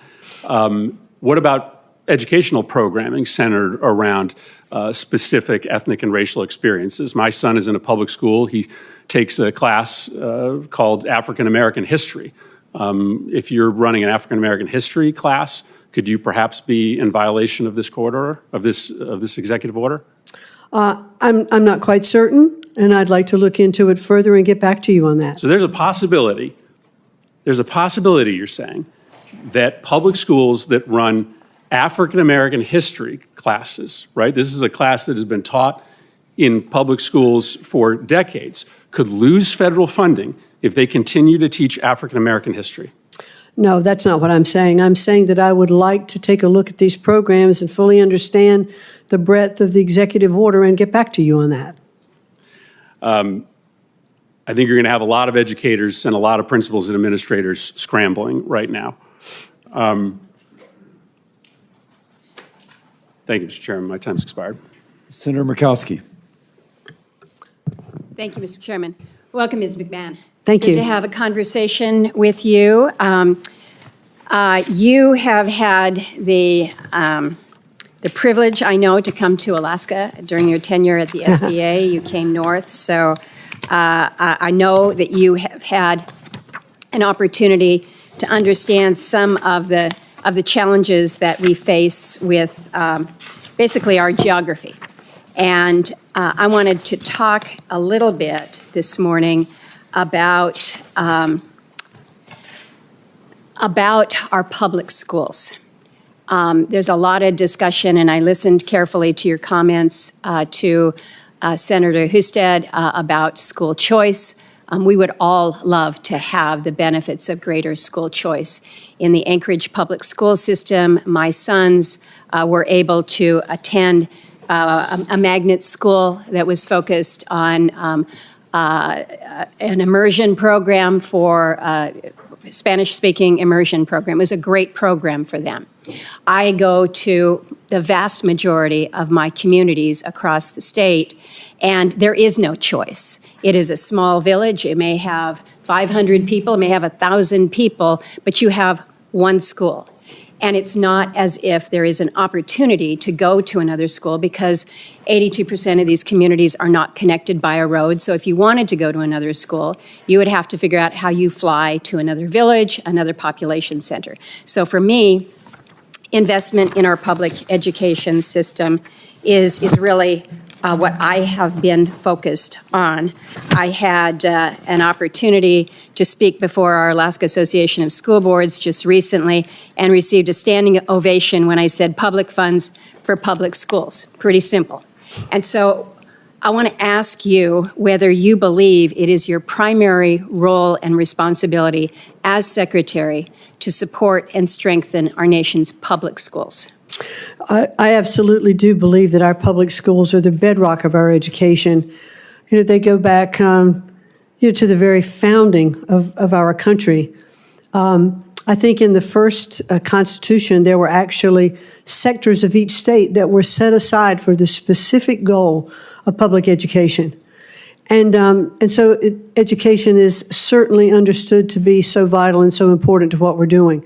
I understand the schools in Alaska. I think when I was in your office, we were talking about the school that I visited in Kwethluk, which is a very, very small island. And this school was being funded by SBA. This was when I was at SBA. And because we were looking at the fact that there was no real community center and no glue holding the community together, and that children, and especially in K through 12, often dropped out of school because they didn't see the need or the necessity to continue with education, and they would often wind up, on the streets or not having jobs. I've not checked back with that school to see how it was going, but I saw the commitment of that community to invest and to make sure that the best education, and this was a state-of-the-art school built on this island. And when I pulled up in the boat in that village, there were mothers in a smoking hut that were cutting salmon to get ready for the winter. And on the other side, there was this incredibly modern school that was being built. And I think we have to invest our public education, if we can use public funds to help with tutoring in those issues and those instances where you don't have a choice to go to another school. And you quite possibly saw one of the very few examples of good infrastructure. And as we know, it's not just giving a good building, it is making sure that you have teachers that are able to stay in a village that lacks a lot of resources, a lot of support. I want to pivot from that, but I do want to underscore the emphasis on education equity across America, including in the most rural of areas. Because I listen to a lot of the comments around here, and it works if you're in a city, but it doesn't work in my communities, and I have an obligation to them. I want to ask you about local control here real quickly. This has been something that as Republicans we've been talking about. It's local control, local control, local control. And we've got a lot of folks that are suggesting that now the public school curriculum should not include lessons in diversity, equity, and inclusion. Want to focus on other things. I understand that. But we have ESSA, the Elementary Secondary Education Act. We included a number of provisions that were very, very specific in prohibiting any federal employee from mandating, directing, or controlling a state's school districts or schools' instructional content, academic standards and assessments, curricula, or program of instruction. So you may be in a situation where, as secretary, you may not condition the award of a grant on a school agreeing not to teach DEI subjects. You may be in a position where you can't mandate that they teach the principles of the U.S. Constitution. You may be in a position where you are not able to prohibit teachers from discussing LGBTQ issues with students. ESSA is very clear, and again, it was something that we wanted to promote as Republicans with a focus on local control. So how do you balance what you have shared here before the committee with the requirements of the law that says the federal government is not the school board here, if you will, for our nation's schools? Thank you, Senator. And I believe, I don't remember which of the senators this morning, well, actually, I think it was Senator Scott, who said the Department of Education does not actually educate any child. It is to be handled at the local level. And I understand under ESSA there were lots of regulations put in place to return, and the goal was to return education to the states, which is clearly the president's role. But, Senator, I must say, we have failed in our mission. We are not delivering the kind of education that we need to deliver to our children. I believe, as does the president, the best education is closest to the child, that parents and the school officials who understand the needs of those children in those communities can best direct the education in those states, and states will be competitive. Governors have put in programs, for school choice, et cetera, and looking and what kind of results, are we seeing? I was heartened by the state of Louisiana in the recent NAEP scores that came out, that they had brought up their reading and their math scores by a considerable percentage because they went back to basics. They were teaching children to read and write and do arithmetic. And I think I heard superintendent of the Louisiana school say that he used everything from flashcards to AI to make sure that the students were getting the basics in education. And that's what we have to get back to. It sounds like you're suggesting we need to Senator amend or change ESSA. Senator Murkowski, I was asleep at the wheel. You're like way over. Senator Kane. I would never describe you as asleep at the wheel, Mr. Chairman. But thank you, Ms. McMahon. I enjoyed the visit we had in our office, especially our discussion about career and technical education. That's a huge passion of mine. When I asked you about public service loan forgiveness, the federal public service loan forgiveness program was put in place during the Bush administration, bipartisan Congress. It's been part of law since 2007. What is your position on public service loan forgiveness program? Well, certainly, and thank you very much. And it was good to visit with you in your office, Senator. Clearly, there are programs that have already been passed by Congress that do, in fact, grant loan forgiveness for public service. Our first responders, military, et cetera. And we certainly should honor those programs. And if we want stronger or more programs for loan forgiveness, then I think Congress should pass those programs and then we would implement it. So your commitment is, should you be confirmed, you will fully implement existing public service loan forgiveness programs that have been passed by Congress? Those that have been passed by Congress, yes, that's the law. That's very important because during the first Trump administration, Secretary DeVos and the Department of Education slow-walked approvals of public service loan forgiveness. 7,000 people over the course of 4 years were granted forgiveness under the programs. It was about a 3% acceptance rate of fully qualified applicants for public service loan forgiveness. During the Biden administration, more than 1 million applicants were approved for forgiveness, as was appropriate given the congressional directive, and more than 33,000 Virginia public servants were given public service loan forgiveness. If the Doge brothers or somebody else tells you we don't like these programs and we don't want you to implement them, I can count on you to stand up and fully implement them to benefit those who are entitled to the benefit by the congressional statute.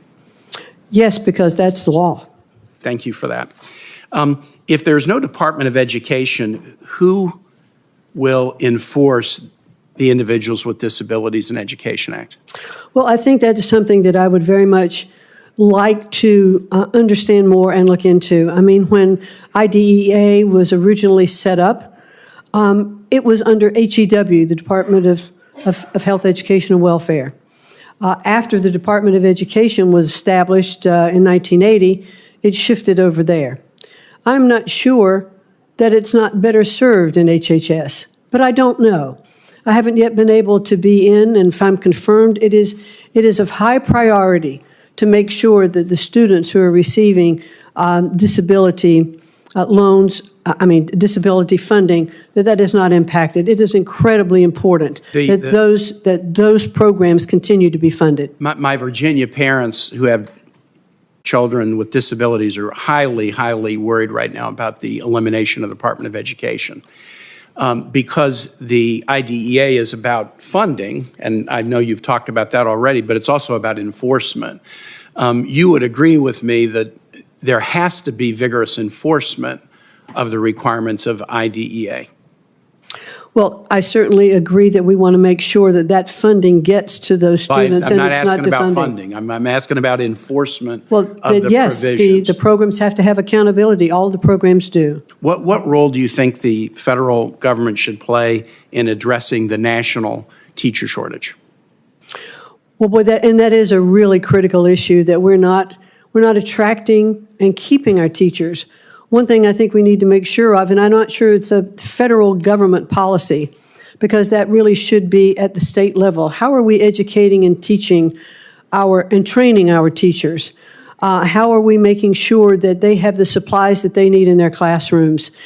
We need to make sure that the funding is proper in the states so that they can support teachers. Let me say a word about funding. Just in the first couple of weeks of the Trump administration, here's what they have done with respect to the teacher shortage. They've canceled grants going to jurisdictions, including jurisdictions in Virginia, on teacher training programs that have been designed to reduce teacher shortages. There's also a national priority that I'm sure you're familiar with, national board certification for teachers. It's kind of giving teachers the ability to sort of up their professional credentials, and often local governments and occasionally the federal government will give an incentive, a financial incentive for upping your credentials. The Trump administration canceled the grant that goes to the organization that administers national teacher certification. I get it that the primary responsibility for dealing with teacher shortages is at the state and local level. But the federal government has played an important role in this, and there are important ongoing initiatives to help states deal with it that this administration is canceling, suggesting that they don't really prioritize having highly qualified teachers standing up in front of every classroom. My time has expired. Thank you, Mr. Chair. Thank you. Senator Hawley. Thank you, Mr. Chairman. Mr. McMahon, thank you for being here. Nice to see you again. Let me just say this. The last 4 years have been, in many ways, absolutely hellacious for students on our college campuses. You had the last administration which issued federal rules, binding regulations that required our college campuses to put biological men into women's locker rooms. You've had multiple universities claiming the mandate, claiming the cover of the Biden administration, forcing women to accept biological men in women's sports. And so you've seen young woman after young woman denied basic safety in their changing facilities, for heaven's sake, basic safety in their dorm rooms, not able to play college sports. Now, I'm delighted that a federal court finally struck down this Biden administration rule back in January, just over a month ago.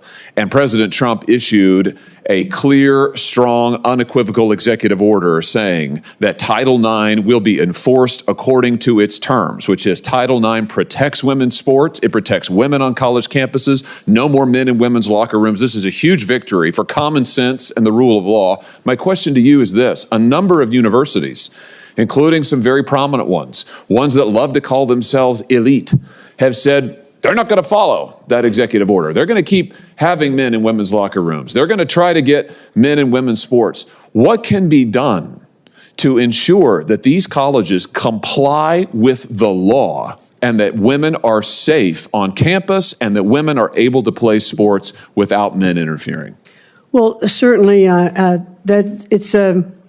agree with you that I was very happy to see that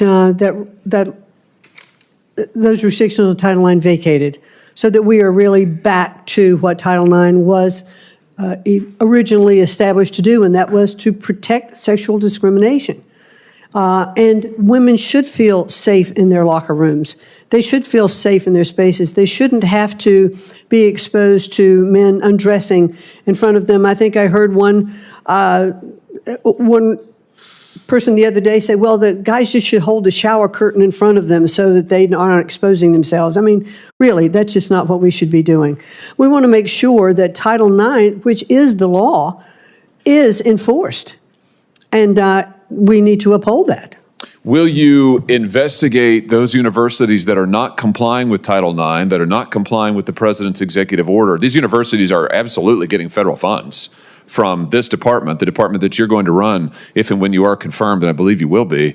Will you investigate those universities and give them an ultimatum? Either they need to comply with the law, they need to follow the law of Title IX, they need to follow the rules issued by this administration, your department, or no federal funding. I mean, will you make sure that the law is enforced? Yes, we will make sure the law is enforced. Very good. Let me ask you about... I'm a teacher, and this... The senator will suspend.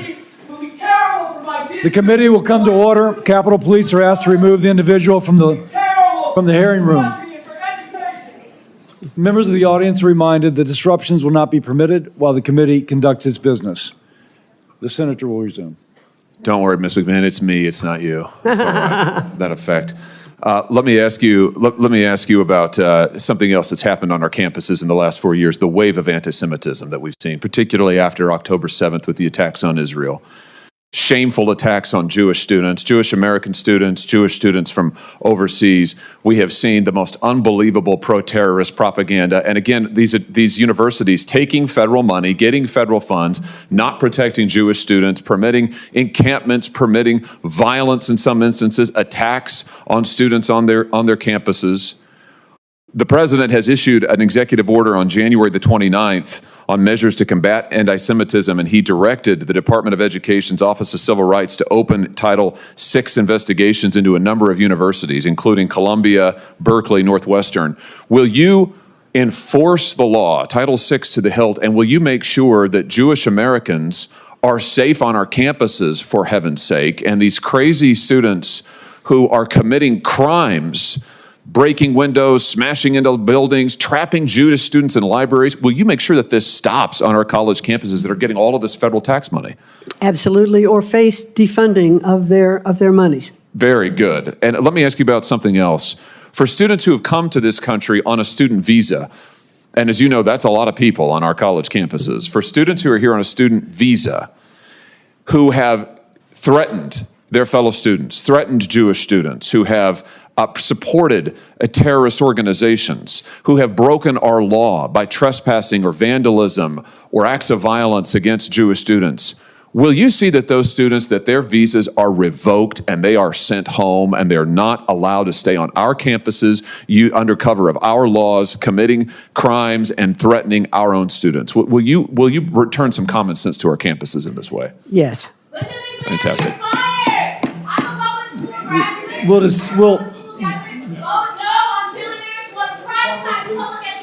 Capitol Police are asked to remove the individual from the hearing room. I'm not sure it's going to matter, but I'm going to remind members of the audience that disruptions are not to be permitted while the committee conducts its business. Please show people the regard you would have them show yourself if you're in this role. It may seem trite, but the rudeness of people who are trying to squelch others as they're trying to communicate in an incredibly public forum is just amazing, amazingly bad. With that editorial comment, I then go to Senator Hassan. Thank you, Mr. Chair, and welcome, Ms. McMahon. It was good to meet with you in my office a little bit ago. And I've been starting these hearings with a question I never thought I'd have to ask, and I'll cut to the chase with you because you've said several times that you will uphold the law, so I assume that if the President of the United States gives you a directive that breaks the law, you will instead do what you are legally required to do rather than his instruction. The President will not ask me to do anything that is against the law. Well, the last month has told us that it is quite likely he may, but I am going to take you at your word that you will enforce the law because you've said it several times today. 3 weeks ago, the President unilaterally cut all federal grants by issuing an indefinite freeze. That's an unconstitutional and, yes, illegal action that was stopped by federal courts, to my previous point. Subsequent reporting indicates that the President is also planning to eliminate the Department of Education, the department that you're interviewing today to lead. And there's this little bit of I don't know, the whole hearing right now feels kind of surreal to me. It's almost like we're being subjected to a very elegant gaslighting here, because Senator Hawley just asked you, and you talked about the need to enforce protections for Jewish students on college campuses, but the very department where the enforcement would take place is the Department of Education, and he wants to eliminate it, and you say you will work with him to do that. Similarly, you've talked about the importance of apprenticeships and other kinds of career and technical education, really important. There's bipartisan support for that here. The Republicans are in charge. We have bipartisan bill after bipartisan bill. We could go right forward with it, but there's this discussion as if we haven't made any progress on that, and there's somehow a partisan divide about that. So I'd encourage you to look into that. But I want to talk a little bit about why the Department of Education is so important. It plays a critical role in making sure that students, regardless of their zip code, race, gender, disability, or family circumstance, have access to a quality public education. It was established because Congress recognized that the country has a compelling interest in ensuring that all of our kids become self-sufficient members of our workforce and our civil society. New Hampshire schools rely on federal funding of about $2,000 per student to provide that public education. What would you say to parents in my state who are concerned about the president's attempt to cut all federal funding to New Hampshire and to eliminate the Department of Education? Are you telling parents that their children should lose access to special education services, for example, or lose access to trained teachers or school nurses? Well, thank you, Senator, very much. Let me just object to one point, and that is that, the residents in the state of New Hampshire should not be concerned that federal funding is going to be removed from their schools. How they get that federal funding may change. My time is limited. What department do you suggest would then administer that funding? Which funding? The special education funding. Special education, I think it could very well go back to HHS, where it started. All right, so I just want to be clear, you're going to put special education in the hands of Robert F. Kennedy Jr. Now, I want to talk about IDEA a little bit more. I want to turn to a specific issue regarding the president's plan to eliminate the Department of Education. What does the Individuals with Disabilities Education Act promise?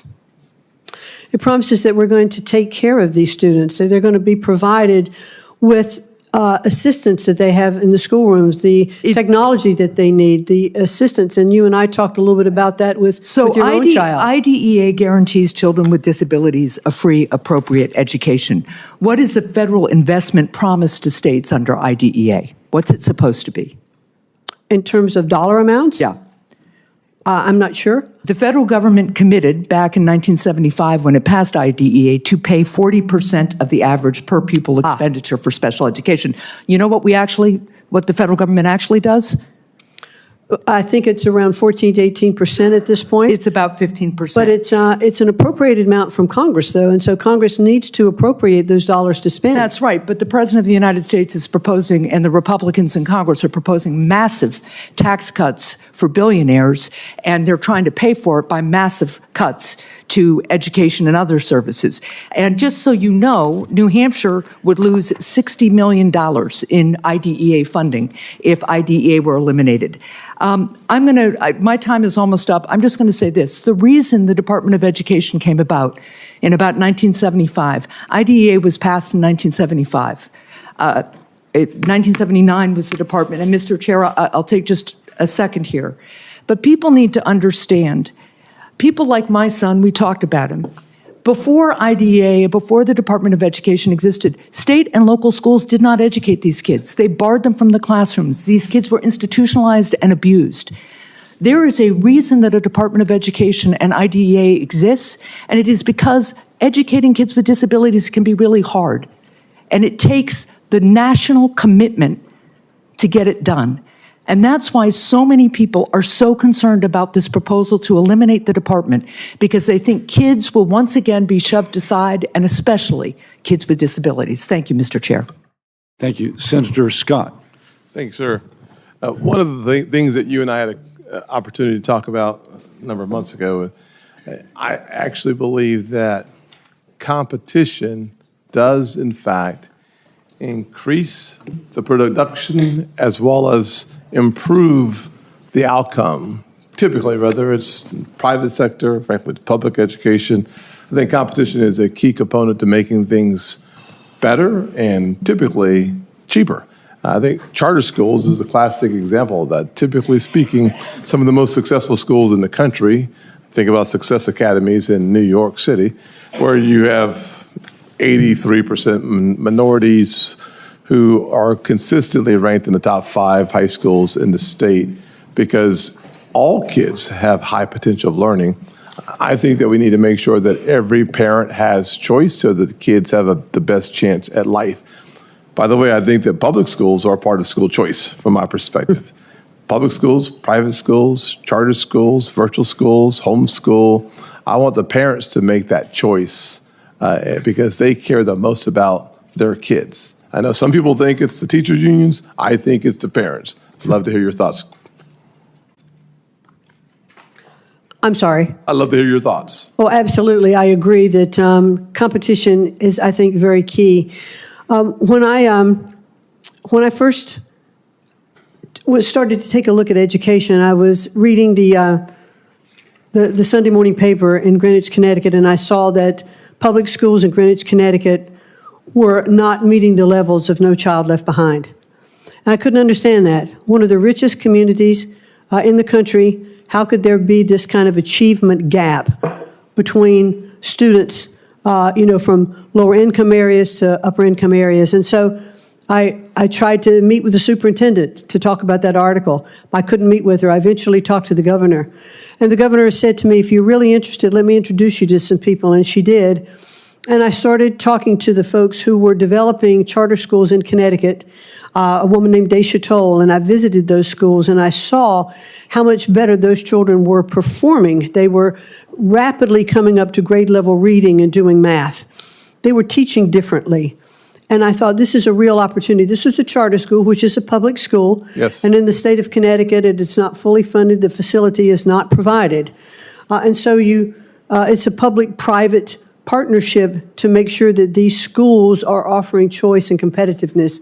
So we saw it was clear evidence how those schools provided an opportunity for students to succeed. Awesome. You only have 2 minutes left. That was a quick, maybe I have as much time as I want. I'll be the chair for a few minutes. That's great. Oh my goodness gracious, never mind. I didn't see that hammer you had there. So back in 2017, I started working on creating a definition in higher education for anti-Semitism. I thought then that we were seeing a little uptick, and having been raised in the Deep South, I'm familiar with discrimination and the challenges that come with, unfortunately, the color of people's skin and or their religious beliefs. And if you look at the level of hate that we've seen recently on college campuses towards our Jewish students, I find it disgusting, frankly. I hope that you will commit to investigating reports of anti-Semitism to the full extent of the law, especially on college campuses around this country. Yes, absolutely. There should be no discrimination of any form, but, I fully believe that there should be First Amendment protection for discourse and for freedom of speech. But when you become involved in activities that are actually endangering the students that are on campus, then that is not what should happen. And those schools that accept federal funding that allow that to happen should face defunding. Thank you. And my last question, I know that many of us on my side of the aisle think that DEI is about power more than it is about anything else. I think diversity actually is very healthy for our country. It is the backbone and the strength of our country. I think diversity, equity, and inclusion is a political movement that has very little to do with the advancement of people based on the merit, based on what they have to offer, and more to do with about gaining power and political position. President Trump and I worked a lot on HBCUs, historically black colleges and universities. He was able to take that funding to the highest level in the history of the country. He was the first president and the only president to make that funding permanent.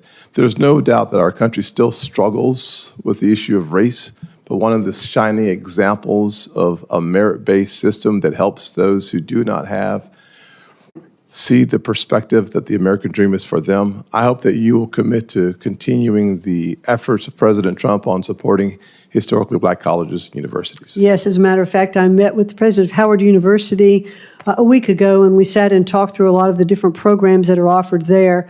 And I was very impressed, and I understand that I believe that I'm an honorary Board of Regent member. That may not be the right description by virtue of if I am confirmed as the Secretary of Education, and I look forward to continuing those programs. And with my last 5 minutes.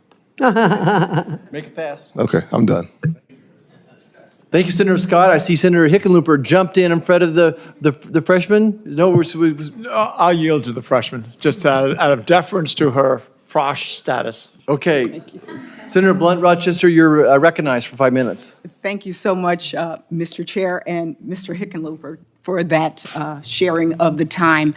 I will first start out by acknowledging that today here with us are representatives from the Delaware State Education Association, and I want to thank them and all of their members for being here in Washington, but more importantly, for what they do for the students and families in the state of Delaware. I also want to thank you, Ms. McMahon, for taking the time to come and meet with me and talk about a myriad of issues. I especially appreciated your candor in our meeting. And, you know, as I'm sitting here watching the passion of the participants, of the members, it is clear that education is so important to this country. And I am clear-eyed about the challenges that we face in accomplishing the goal of ensuring that all students are able to be prioritized. I shared my concerns about the call to abolish the department. I am particularly concerned, as a former cabinet secretary myself, cabinet secretaries do have the influence, the power, the responsibility to share what is good, what is bad, what is wrong. And so I understand waiting until you get into a position to figure some things out, but there are core basic things like, do we have the confusion that people have over this executive order on diversity? They are scared. The fact that school kids are afraid to come to school, maybe because of their status. We're hearing all kinds of stories, and that's why this hearing is so important. That's why this position is so important. And I'm just a little confused because part of the reason why it was created was because in HEW, children were buried into these big departments.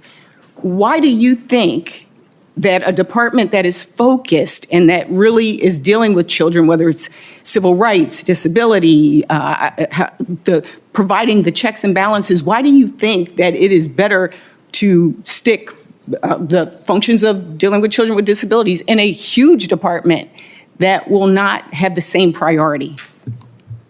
Thank you very much, Senator, for that question. The bottom line is because it's not working.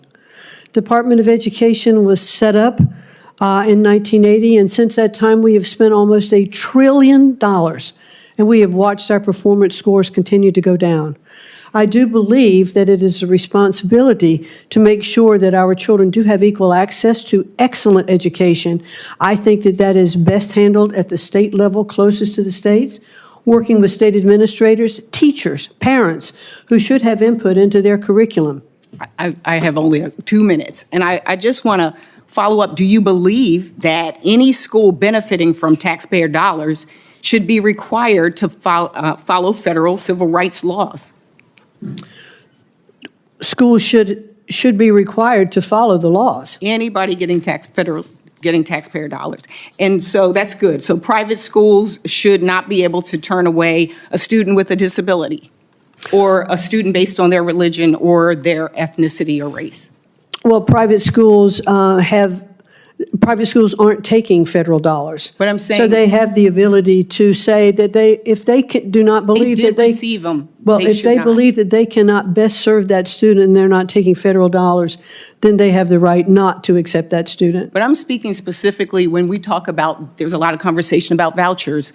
If private schools take federal dollars, can they turn away a child based on a disability or religion or race? Well, I think that there are also some public schools who are saying that they don't have the. Really just a yes or no? No, it's not. It really isn't. For me, if you want to follow up, because I'm kind of running out of time. Okay, I'd be happy to follow, and I'd look forward to following up with you to discuss that. Thank you very much. Okay, because this is one of the big concerns that we hear about.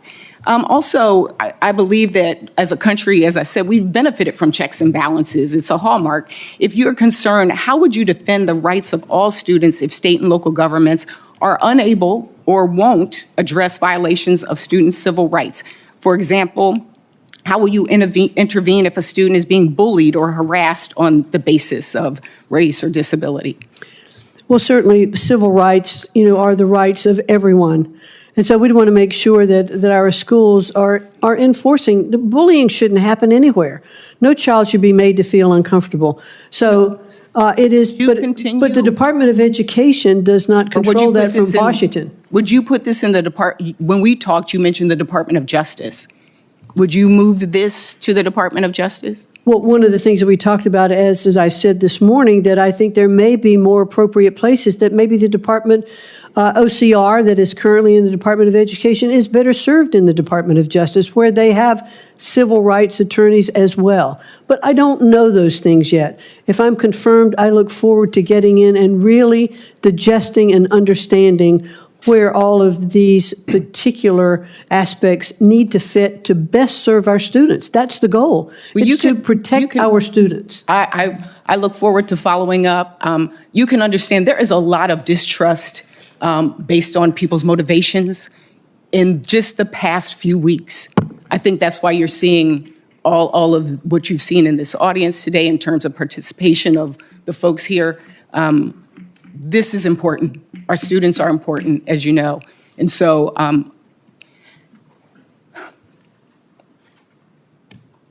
I really hope that this administration and that you will recognize that there are students, there are teachers, there are parents that need the support and the help. And we hope that you will continue as well with your support of HBCUs. Thank you, I yield Senator. back. Thank you so much, Thank you Senator so much.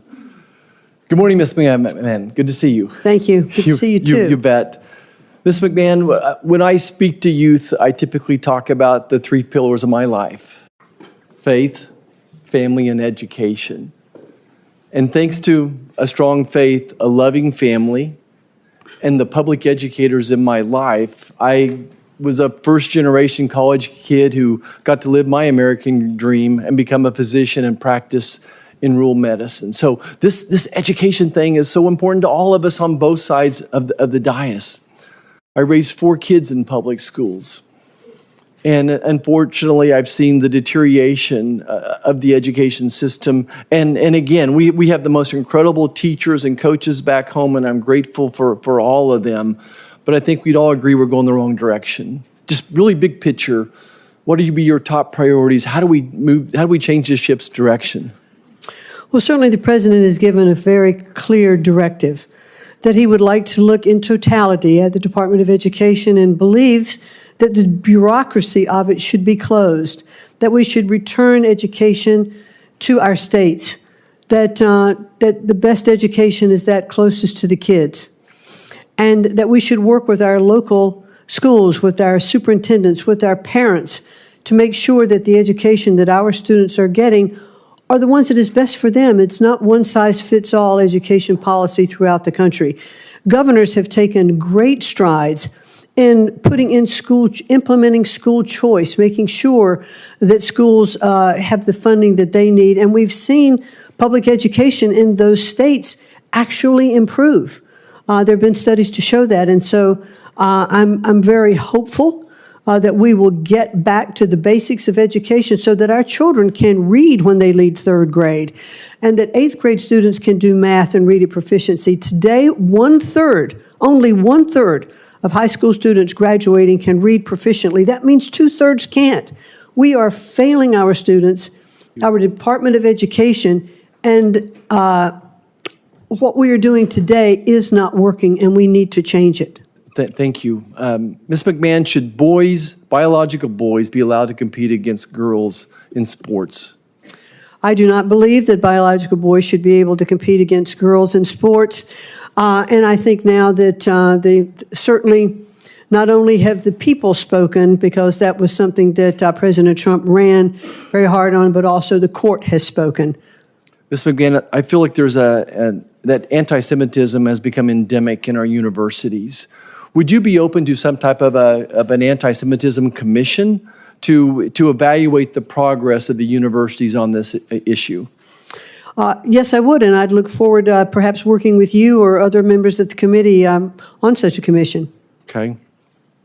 Let's talk about workforce Pell Grants for a second. I mean, we can't keep doing what we're doing. The average starting salary for graduates from our community colleges and technical colleges back home is higher than our four-year universities, and their debt is close to zero, if not zero as well. What would you speak to what do you feel about more flexibility of Pell Grants? Oh, I certainly would like to see workforce Pell Grants, and it goes through various stages of getting passed, but I definitely think that workforce Pell Grants are something that could stimulate our economy, provide opportunity for those who want to participate in skilled-based learning, to have the opportunity for we'd have short-term certificates of Pell Grants that would get those students into the workplace faster if they want to be electricians, HVAC developers. And apprenticeships as well? And apprenticeships and internships, all of that. Well. In fact, in the first Trump administration, I was part of, with SBA and working with the Department of Labor, of making sure that there were more apprenticeship programs across the country, because those are very, very vital to the growth of not only our economy, but our businesses in general. Thank you, Ms. McMahon. I appreciate your answers and look forward to supporting you. Again, education is so important to all of us. To live that American dream, we need a strong education system. I know you're committed to that as well. Thank you, Mr. Chairman, and I yield back. Senator Hickenlooper. Thank you, Mr. Chair. And thank you, Ms. McMahon, for your public service and for coming back and going through all this again. I thought when you were talking to Senator Blunt Rochester, your comment that bullying shouldn't happen anywhere is true. Is absolutely true. It shouldn't happen in schools. It shouldn't happen in homes. It shouldn't happen in government. And I'm not going to go over. I agree on the things so much you've covered, anti-Semitism, and making sure that there's great clarity around that. I want to talk a little bit about history and the teaching of history. I used to talk about topophilia, which means love of place. And I believe it's a basic building block of economic development of people's affection for a place.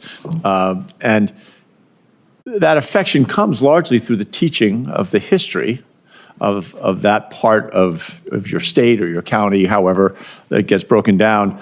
But I think teaching every part of our history is important. Colorado, some of the worst parts of our history, Governor Ralph Carr, a Republican governor who's one of the few Western governors who, when we were putting large detention facilities together for Japanese Americans during at the beginning of World War II, he said not only we're not going to support that, but any Japanese Americans who want to come should come to live in Colorado and live freely.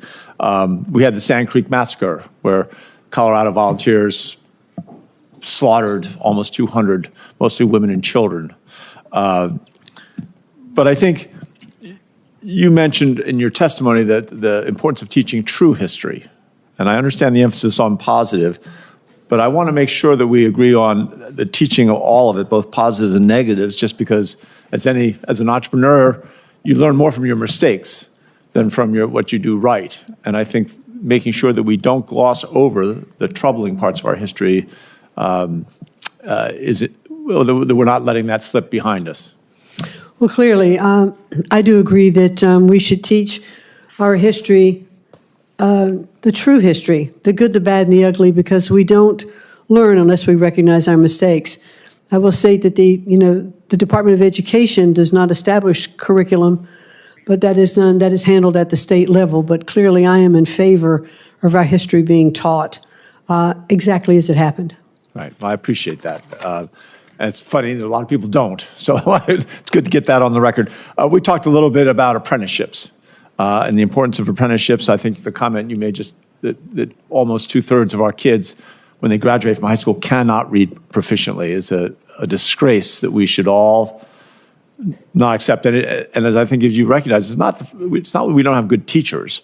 I think we have great teachers in every state. It's a very powerful statistic that in almost every survey, parents think that the school systems are broken except theirs. They think their school is pretty good. And I think that's a reflection of the quality of teachers we have. But this notion that everybody should go to college, I think is prevalent and persistent. You've talked about the importance of alternative career pathways. When you were in the office, we discussed this. One of the major issues we hear on trying to push apprenticeships, not just to trades and not adult apprenticeships at 18, but 16, 17, 18-year-olds while they're in high school going and working a couple days a week in an insurance company, could be a law firm, anywhere, but learning what a job place looks like, coming back to school and learning things that might make them more successful there. One of the problems is that type of an apprenticeship, so many of the academic advisors are just focused on that 4-year college track. And that's what the parents are kind of expecting. They may not even realize what apprenticeships are around there. What can you do as Secretary of Education to share with high schools all across America that these other alternative pathways are available? Well, certainly I've been on the record even when I ran for the Senate in the state of Connecticut. I ran twice and didn't win, but I always talked about how we needed skills in our country that we did not have the trades that we need to have today. But I also talked about how parents, I think, are encouraging their children only to go to college and not necessarily recognizing that there are other avenues that those children could pursue. I clearly was a parent who were pushing both my children to go to college, but I realized today that there are other opportunities for students to succeed and enter into a pathway that they will be successful in their lives. So I think apprenticeships, internships, working the public-private sector to make sure that we have our curriculum that is designed for the needs of the communities and business. I think that's incredibly important. It's one of the things that we've striven to do at Sacred Heart University that I sit on the board of education. What are the needs of the community, and how can that curriculum be structured to satisfy that need? And that's, I think, critically important. Great, and we're out of time. Of course, I've got millions more questions. Maybe we'll continue that discussion. I appreciate you being open about not wanting to end the Department of Education completely, and not your willingness to look at Pell Grants on a larger scale. Thank you. Senator Banks. Thank you, Mr. Chairman. Just as a side note, I'm struck by the outburst of some of the protesters in the room, and a number of them have told us that they're teachers. Can you imagine them teaching, these people teaching our kids in classrooms across America, and they come here and act like children with outbursts and try to prevent us, in an attempt to prevent us from doing our job, to move you forward, to do the important work that you have to do. For me, that's what this is all about. I have 3 daughters who are in grade school in public schools, and I want to get politics out of the classroom. I want political flags and political statements and ideologies out of the classroom, and I want teachers to teach our kids and prepare them for the jobs of the future. And I'm very intrigued with what President Trump is talking about in dismantling the federal Department of Education, because I served in the State House, and the Indiana State Constitution devotes a number of chapters to educating our kids. And the last time I checked, the federal Constitution doesn't say a single thing about education, because our founders in their wisdom recognized that that is a role of the state. And Ms. McMahon, I know we've talked about this before, but this is about an attitude of empowering teachers and schools and moms and dads to give our kids the best chance that they can possibly have. And I know that you agree with this, but when I ask anyway, can't the state of Indiana do a whole lot better of a job of spending dollars on education rather than bureaucrats in Washington, D.C.? I certainly believe that to be true, Senator, yes, and that is definitely what the president believes as well. That I'll be repetitive, that education is best handled closest to the child to understand what that child needs and what the community needs. And working with parents, parental rights are so important in educating our children, and I definitely believe that should be returned to the states. speaking of wasting money, the Biden Department of Education allocated over $1 billion in grants toward diversity, equity, and inclusion programs.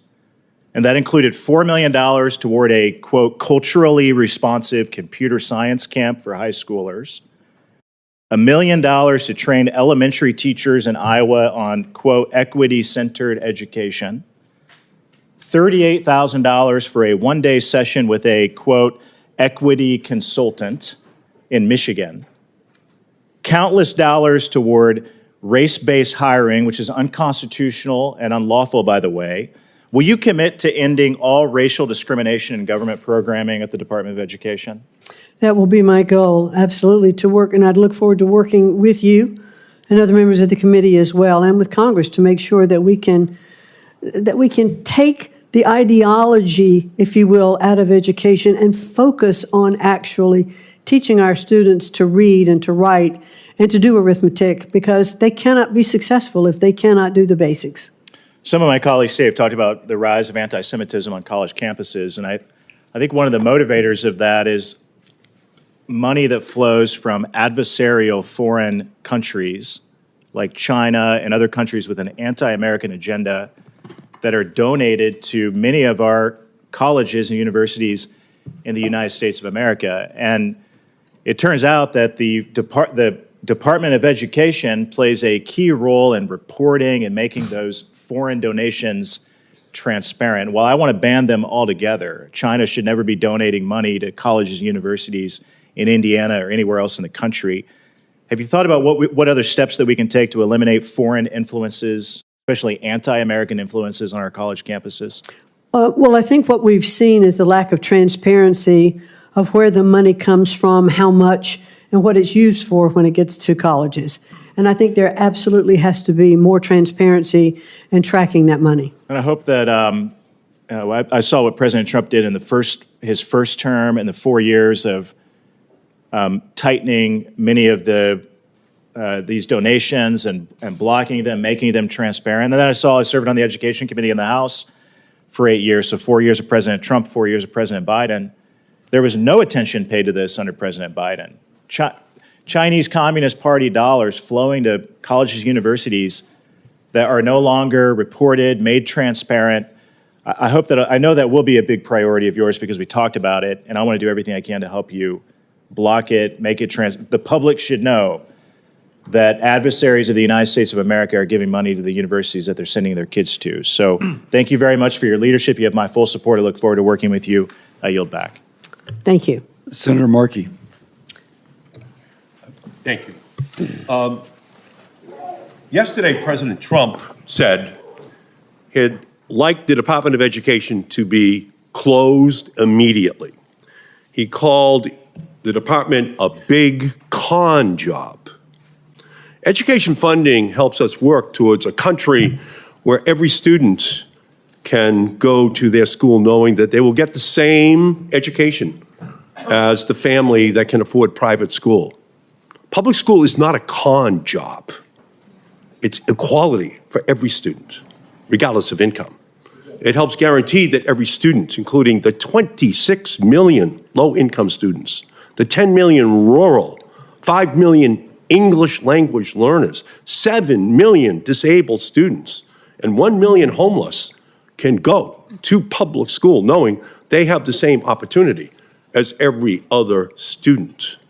Trump's crusade to abolish the Department of Education and, quote, root out waste and fraud and corruption for cuts to public schools is an attack on every public school student, parent, teacher, paraprofessional, administrator, and school worker in this country.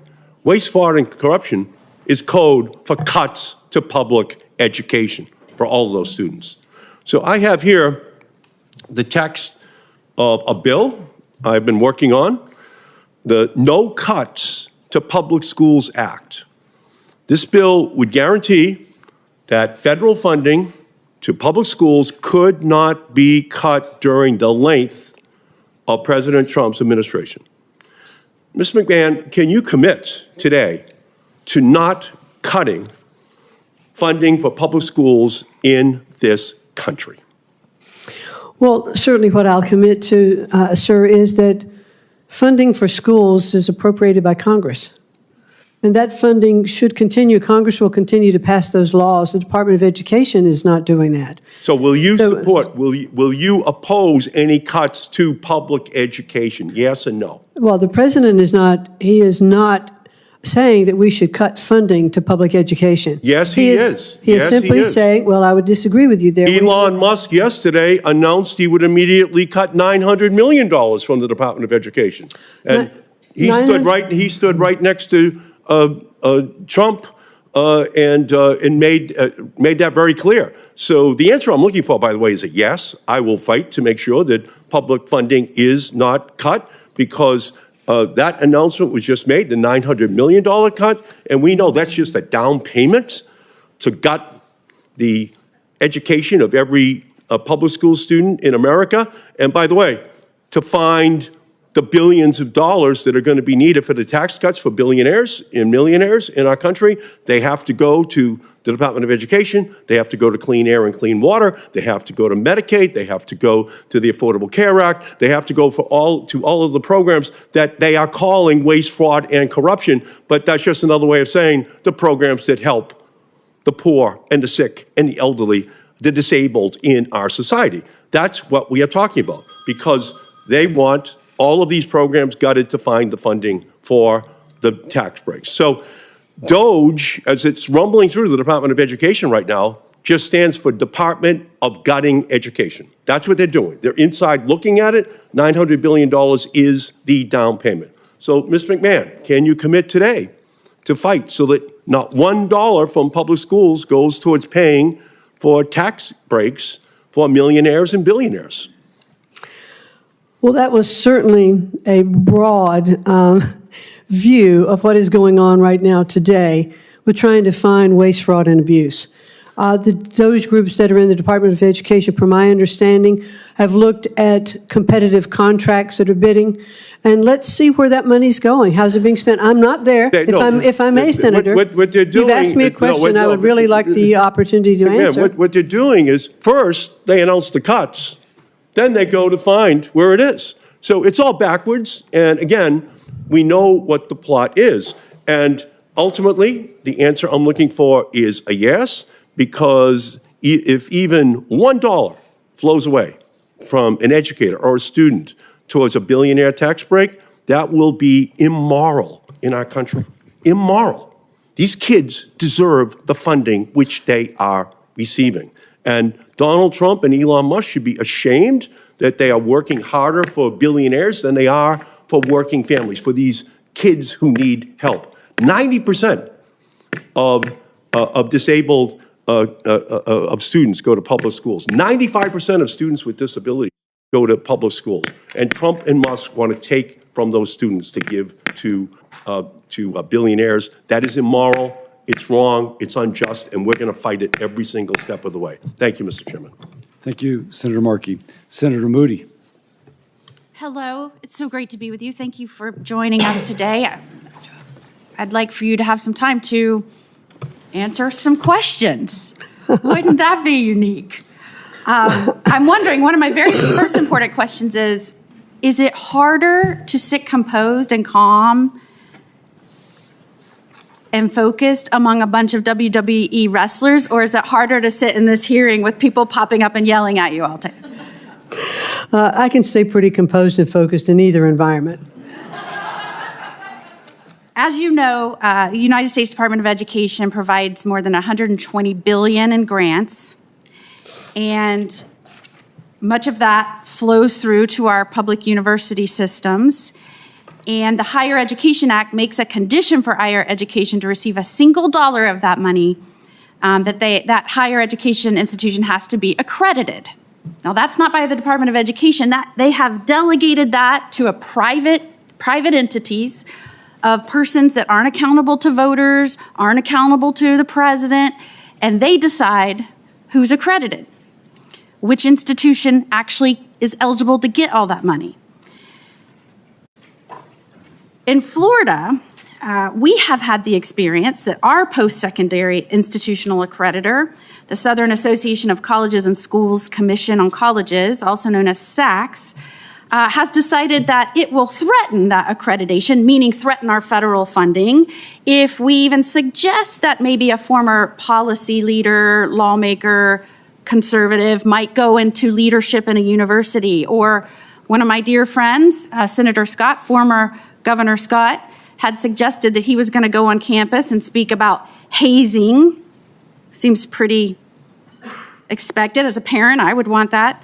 And our accreditation was threatened. Even in North Carolina, when they wanted to institute a policy focused on, or excuse me, a program focused on ideological diversity, their accreditation was threatened.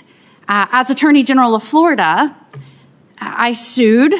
I think there's a constitutional problem with the Department of Education delegating that authority to a private organization who dictates whether someone can get federal funding and tries to insert their own preferences and policies down into the education policies of a state and force it on our educational institutions.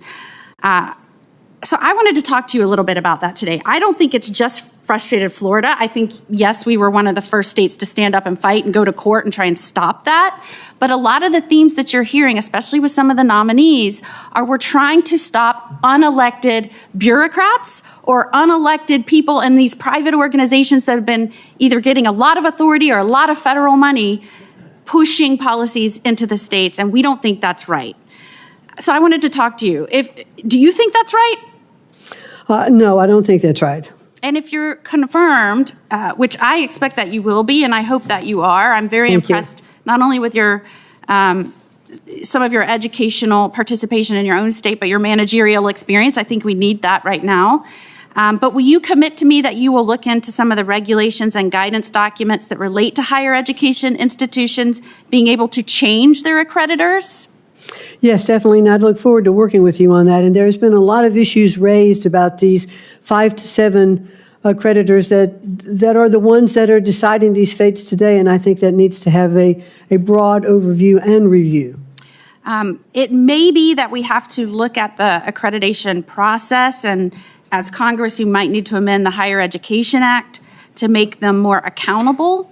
But I do believe, and we're still in litigation, I say we, I'm trying to change hats now as Senator Moody, but Florida is still in litigation about this issue because I do think it's a constitutional problem for an agency to delegate that kind of authority over to a private organization. And I think a lot of that delegation is really where you're seeing states getting frustrated, people getting frustrated, because in these agencies and in these private organizations, you're seeing an ideological agenda, a policy-driven agenda, and people that are willing to implement it, whether they have the authority or not.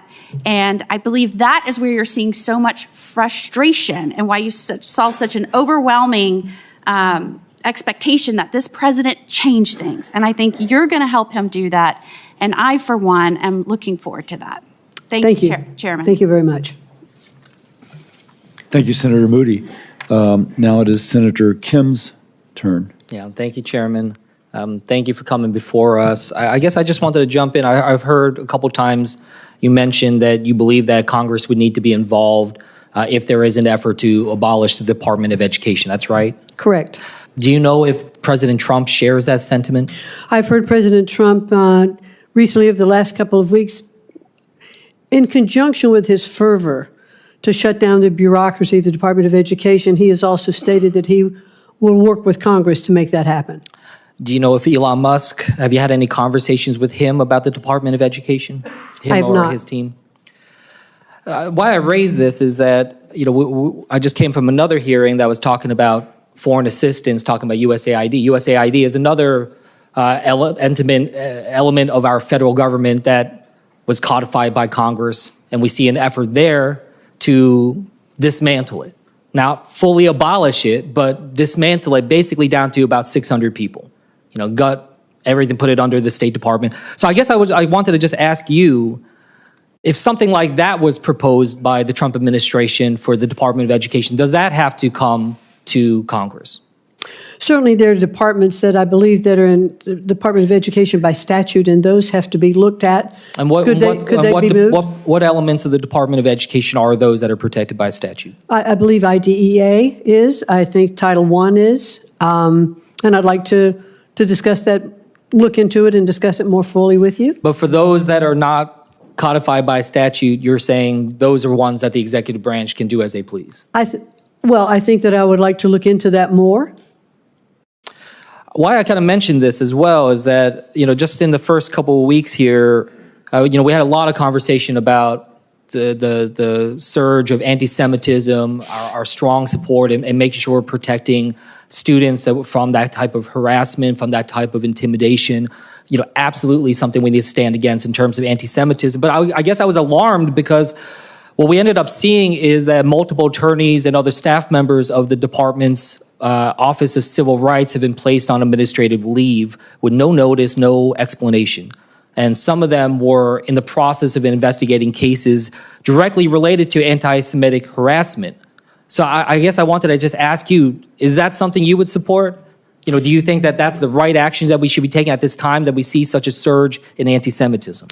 Well, Senator Kim, I know it's not a great comfort for me to say this morning that I am not yet confirmed and have not yet been in the department. I don't know about all the administrative people that have been put on leave. I want to look into that. I want to understand it. I want to assess the department. I can't do that unless I'm confirmed and I get there, but I would certainly be willing to come back to you with a more specific answer. But does that concern you at all if if you were confirmed? Would you make that a priority to go and see whether or not this is going to impact our ability to respond to anti-Semitism? No, I would want to make sure that we have everything that we need to have in place to protect our students on campuses. One thing that we have been having this debate on here in Congress is about this, and what we've seen is that Republicans have called for a 25% cut in the budget of the Office of Civil Rights. Is that something you would support? Again, I would want to see exactly what that impact is going to be and understand it. Look, I guess I'm frustrated because I feel like this is such a clear place where we can just say, yes, we want to make sure we have as much resources as possible to be able to fight anti-Semitism, to make sure that we're addressing these needs of such a surge. When we see a surge in anti-Semitism, of course we would want a surge in resources to focus on that. So I just wanted to raise that because this whole debate that we're having right now, it feels like it's untethered from just the reality on the ground. And I just urge you, if you are confirmed, that we are understanding the human impact of the problems that are here. I have a second grader and a fourth grader. I got two little boys. And I just had their parent-teacher conference. And yes, we talked through the performance of my kids, the data that NAEP and others are used, the Institute for Education Sciences. Now we're seeing $900 million cuts to that coming out from Elon Musk and his team. But I just raised this is the reason why teachers are concerned right now is not about their own salaries and their own careers. When they talk to me, they talk about the kids. They talk about the kids. That's I find that to be so powerful when these teachers, they're saying, look, I'm not asking about my own career. I'm asking about the kids. So just as you proceed, just remember that. Parents are very scared right now. Now yield back. Thank you, Senator Kim. Senator also Brooks. Thank you so much, Mr. Chairman. I'd like to just begin my remarks. Hello. Thank you so much, Ms. McMahon, for being here today. And I'd like to just begin, follow up with what my colleague said and address what I regard as very disparaging comments. I'd just like to say first by one of my colleagues regarding the educators who have come here today. And in the same vein as Senator Kim, the educators who are here, my colleague referred to them as these people, and said, who would want to be taught by these people, the passionate educators who have come here today, not on behalf of themselves, they're here on behalf of our children. And I want to address how shameful it was to say who would want to be taught by them. They are exactly the kind of people who we want teaching our children. The question I have for you today, I know your parents were civil servants, and so you recognize the importance that they bring to their work, the care and concern that they bring to their work. And I have been very concerned regarding the treatment of many of our civil servants, those especially in the Department of Education. You may know that last night a number of them were laid off with 15 minutes to have their computers turned off, access to it, just treated really horribly. So the question I have for you, because one of my constituents on a town hall I hosted last night with 17,000 Marylanders said that they are working in a culture of fear at the department, and that civil servants at the department don't know who will be fired next, have little guidance, and feel like they can't do their jobs, and they care very much about the work they're doing. So how will you address the culture of fear in an environment where civil servants, both Democrats and Republicans, who are working there are feeling undervalued and attacked by this administration? Well, thank you very much for that question, Senator. And it's always difficult to downsize. It's always difficult to restructure and reorganize in any department. I have faced that, in the business world, because you know that you do impact people's lives. But at this particular point, I know that there are people that are being placed on administrative leave, which means they are still receiving full benefits and salary while their jobs are being looked at and how the department is being evaluated overall. I think people should always be treated with respect and with humility. And I would hope that that is what is going on within the Department of Education. I'm not there in person to see that yet, but it was certainly something that I would strive to do in any reorganization that we would take. Okay, and I'd also like to ask you regarding the president's targeting of legally binding collective bargaining agreements. He has really targeted those, to ask you whether you will commit to abiding by the agreement and upholding civil service employment protections.